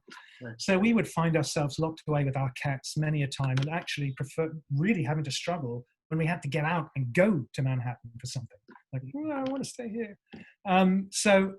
So for us, this was a great opportunity to really pull everything out and look at it and decide and decipher where we're heading. I mean, I really do desperately worry on many levels now. First with the COVID. What the hell is happening to our industry? All our young talent that has just now graduated to nothing, not even had their graduation shows, have nothing to graduate for. Where are we with theatre? How can theatre live? Our very beautiful family theatre, Irish Rep. I pray to God they can weather the storm. Many won't. We've already seen 2 big theatres in England go. The Globe is saying it will go. The RSC and the National Theatre will have to close their doors. The South Bank and the Albert Hall, my theatre and 50 other theatres of their ilk, the fringe theatres, 503, we cannot go on. We cannot go on. If Sunak, if the Treasury do not take action and support freelancers and our industry across the board, everyone that works behind the scenes, as well as everyone that is on stage and in front of the camera, and the theatre producers and theatre owners, that would be the most criminal action and devastating. I mean, beyond all the criminal actions that our current British government have been guilty of and continue to be guilty of, and this bonkers administration here, which is beyond belief, especially with the second extraordinary happening that we've had, which is extraordinary in the fact that something like that should be happening, and since has happened again and not been reported by the press as widely. Another young black life was lost at the hands of a police officer who was unarmed in Florida, I believe. And this, and only now are they taking action against the other 3 officers. And I believe they're reducing their sentences. And you're thinking, is no one paying attention? How many more lives have to be lost? And how long do you want these streets to be in disarray until you finally take the action that is necessary? So it very certainly, we already had an uncertain path ahead of us following COVID. Theatre, we're told, probably won't open until the middle of next year. I've been aware of an immersive theatre production in England that's now talking The Great Gatsby. They think they'll be able to open in June because they'll be limiting their number of audience members, and because they're such a big space like Sleep No More, it's actually possible for them to actually create an interaction with an audience, with masks. But as all theatres are saying, the economy of opening a theatre to 800 people instead of 2,000, we can't do it. Right. We cannot do it. You've got to change those restrictions, or you've really got to furlough and pay what's required to keep those theatres mothballed until we're in a position to invite audiences back. And the other fear here is, of course, how many audiences want to come back? Right. How many audiences are going to feel comfortable sat in a dark auditorium? We already get jittery when someone coughs. And I've seen the Berlin Philharmonic Ensemble, their auditorium set out to bring back audiences. And it's horrific. I saw that. Yeah. It's just like, who wants to sit in that? And you've got to sit masked, bear in mind. It's going to be a very alien experience. But we cannot afford to be dark. Yes. We cannot afford to allow theatre to disappear. Storytelling, as we know, for centuries has been the lifeblood of cultures and of communities. And to ignore that, constantly, we know we face this all the time because health, education, policing, these always take priority over the arts when it comes to funding.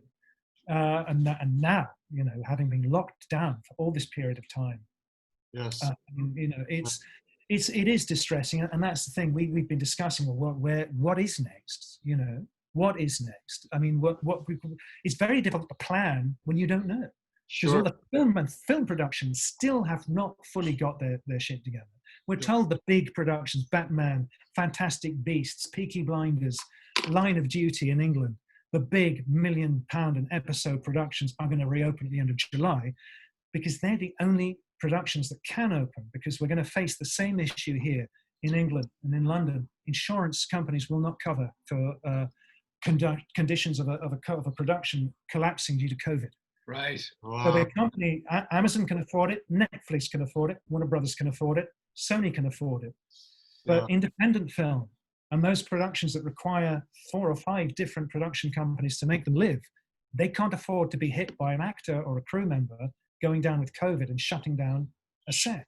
Sure. So and even now I'm listening to helicopters, because obviously people are having to start earlier with their demonstrations, with the earlier closure, which is a couple of hours away. Curfew it is. Yeah. Would you have an opinion on the question of a vaccine? Would you be in favor of that, or there's a very interesting factor, because I am not in favor currently of the flu vaccine. It's something I've always avoided, because I think I've grown up with dogs licking my face and rolling in the dirt, which kids are encouraged not to do. Those germs create a very strong immune system.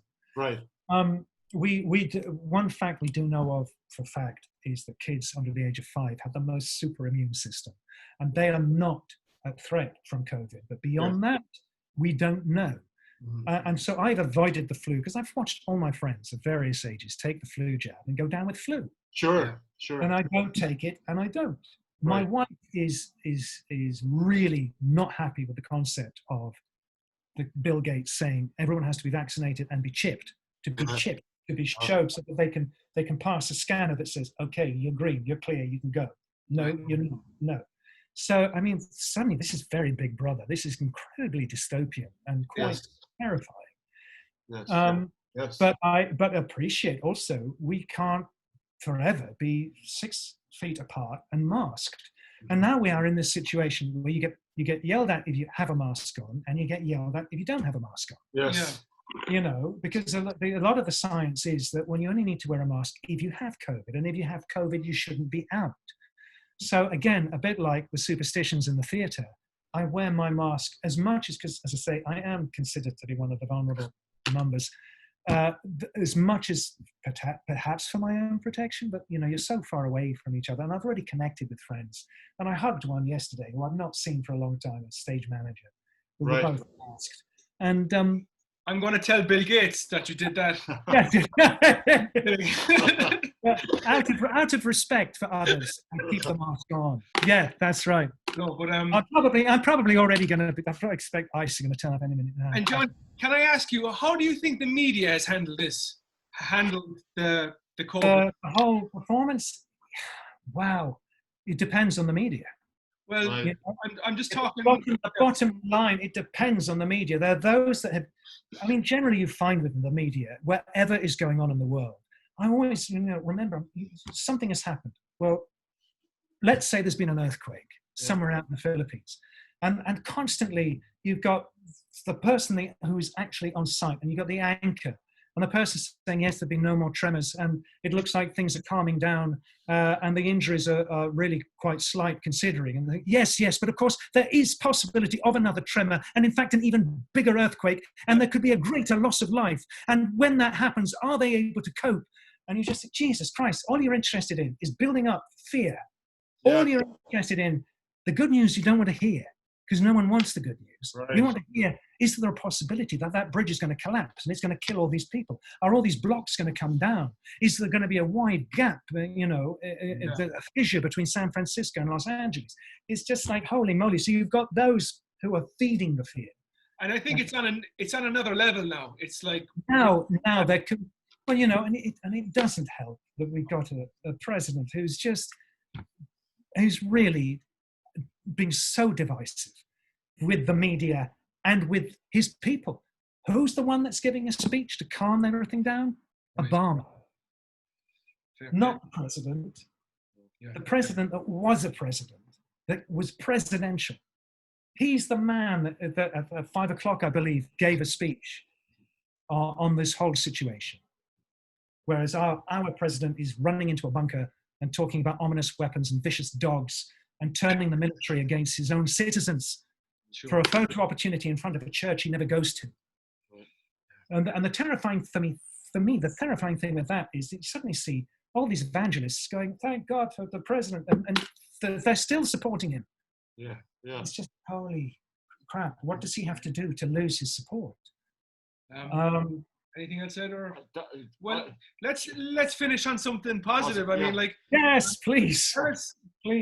Have you any other quirky or like interesting interests outside of acting, outside of creating?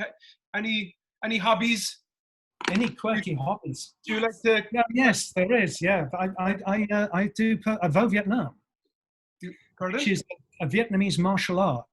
Oh, cool. That my brother-in-law teaches. I haven't done it for a while because we've not been able to. But now the weather's got better, he's now moving into the park, and he's teaching it in the park. The Thursdays, Mondays, 6 to 7 every day, every evening.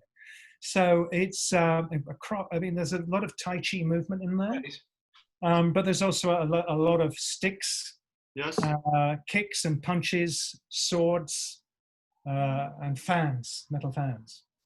So at the moment, it's sort of limited to stick work, not so much close up. And a lot of movement is what we're doing at the moment because we can't actually have too much contact. So I suppose someone might consider that quirky. Yeah, sure. I have one more question, and I give you the last word then. Yeah, go ahead.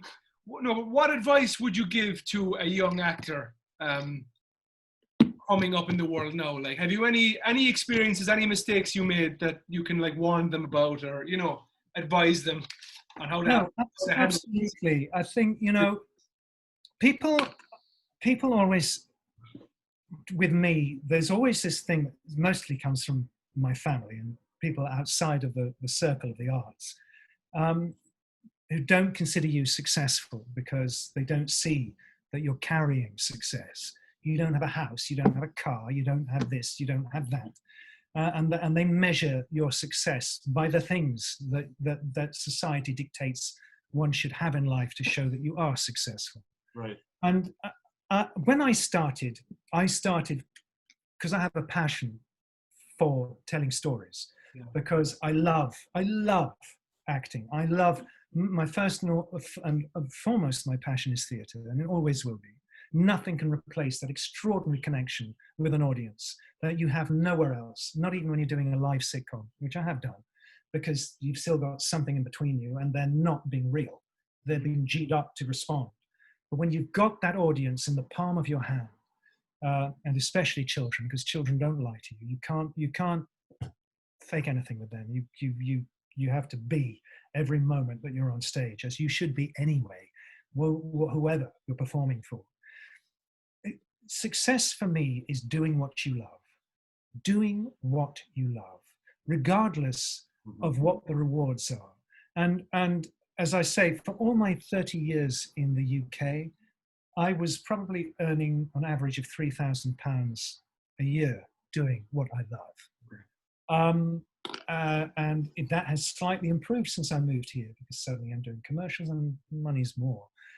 But above all, be true to yourself as to why you have chosen to enter this extraordinary profession, of which we are deeply privileged to be a part of.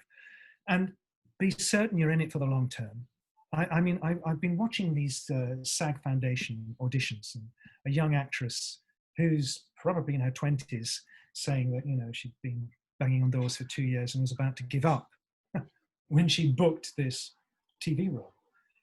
And I'd say, just, you know, you're in it for the long run. I'm still knocking on doors. They're not always being open, and I'm still fucking up.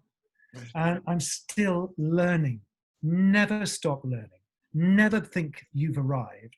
Never think that you have no more to learn. We all have. I was doing courses at the Actors Centre in London with Ian McKellen. He wasn't teaching. He was in the class with me, with Christopher Hampton. You are never too young to learn. And I'm learning so much now, you know, because we're being forced to the situation to have our own recording studios, to have my own TV studio. I was shooting a TV show here with a blue screen behind me. So it's, you know, just be certain that you're in the game for the right reason. Right. And don't let anything stop you. Your heart is there. Your passion is there.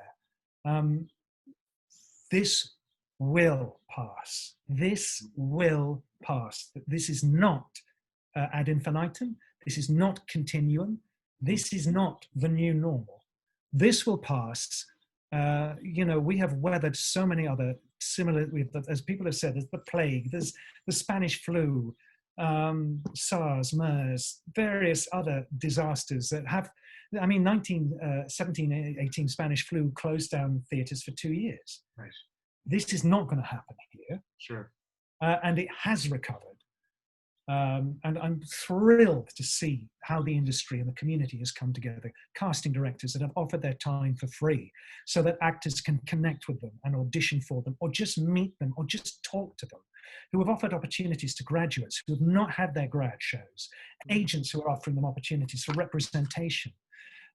This is fantastic. More of that. That is just amazing. And I'm thrilled and saddened yet. This is what amazed me. 2010, Katori Hall wins Best Play. 2010. She is the first Black female writer to win an Olivier. Why? Why in 2010 should Katori be the first Black woman writer? And it says a lot. That is still not right within this industry, with across the board.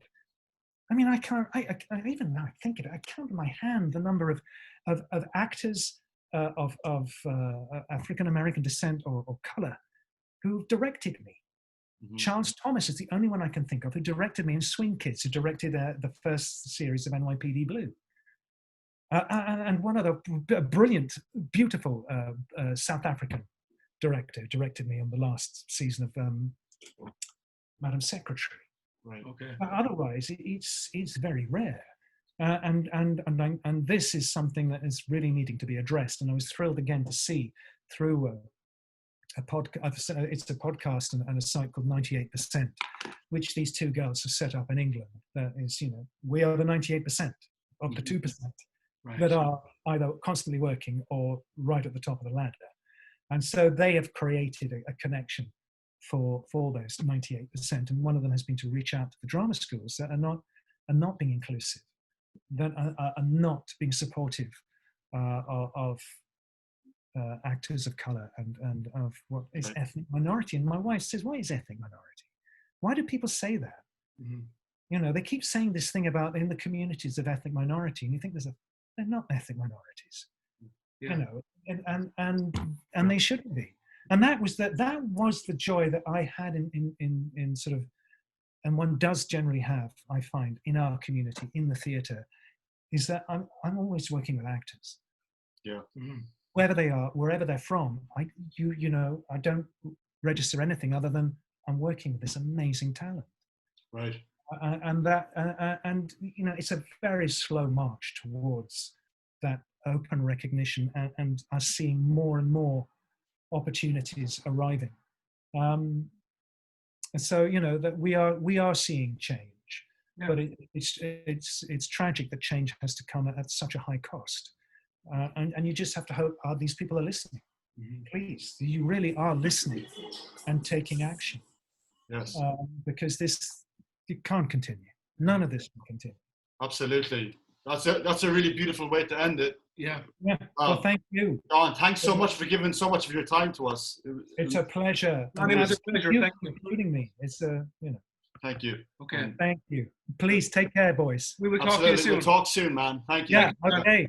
John Pirkis. John Pirkis, guys. Thank Lots you. of love. Thank you, guys. Bye. Bye. Bye. Have a good night. Good night. Bye.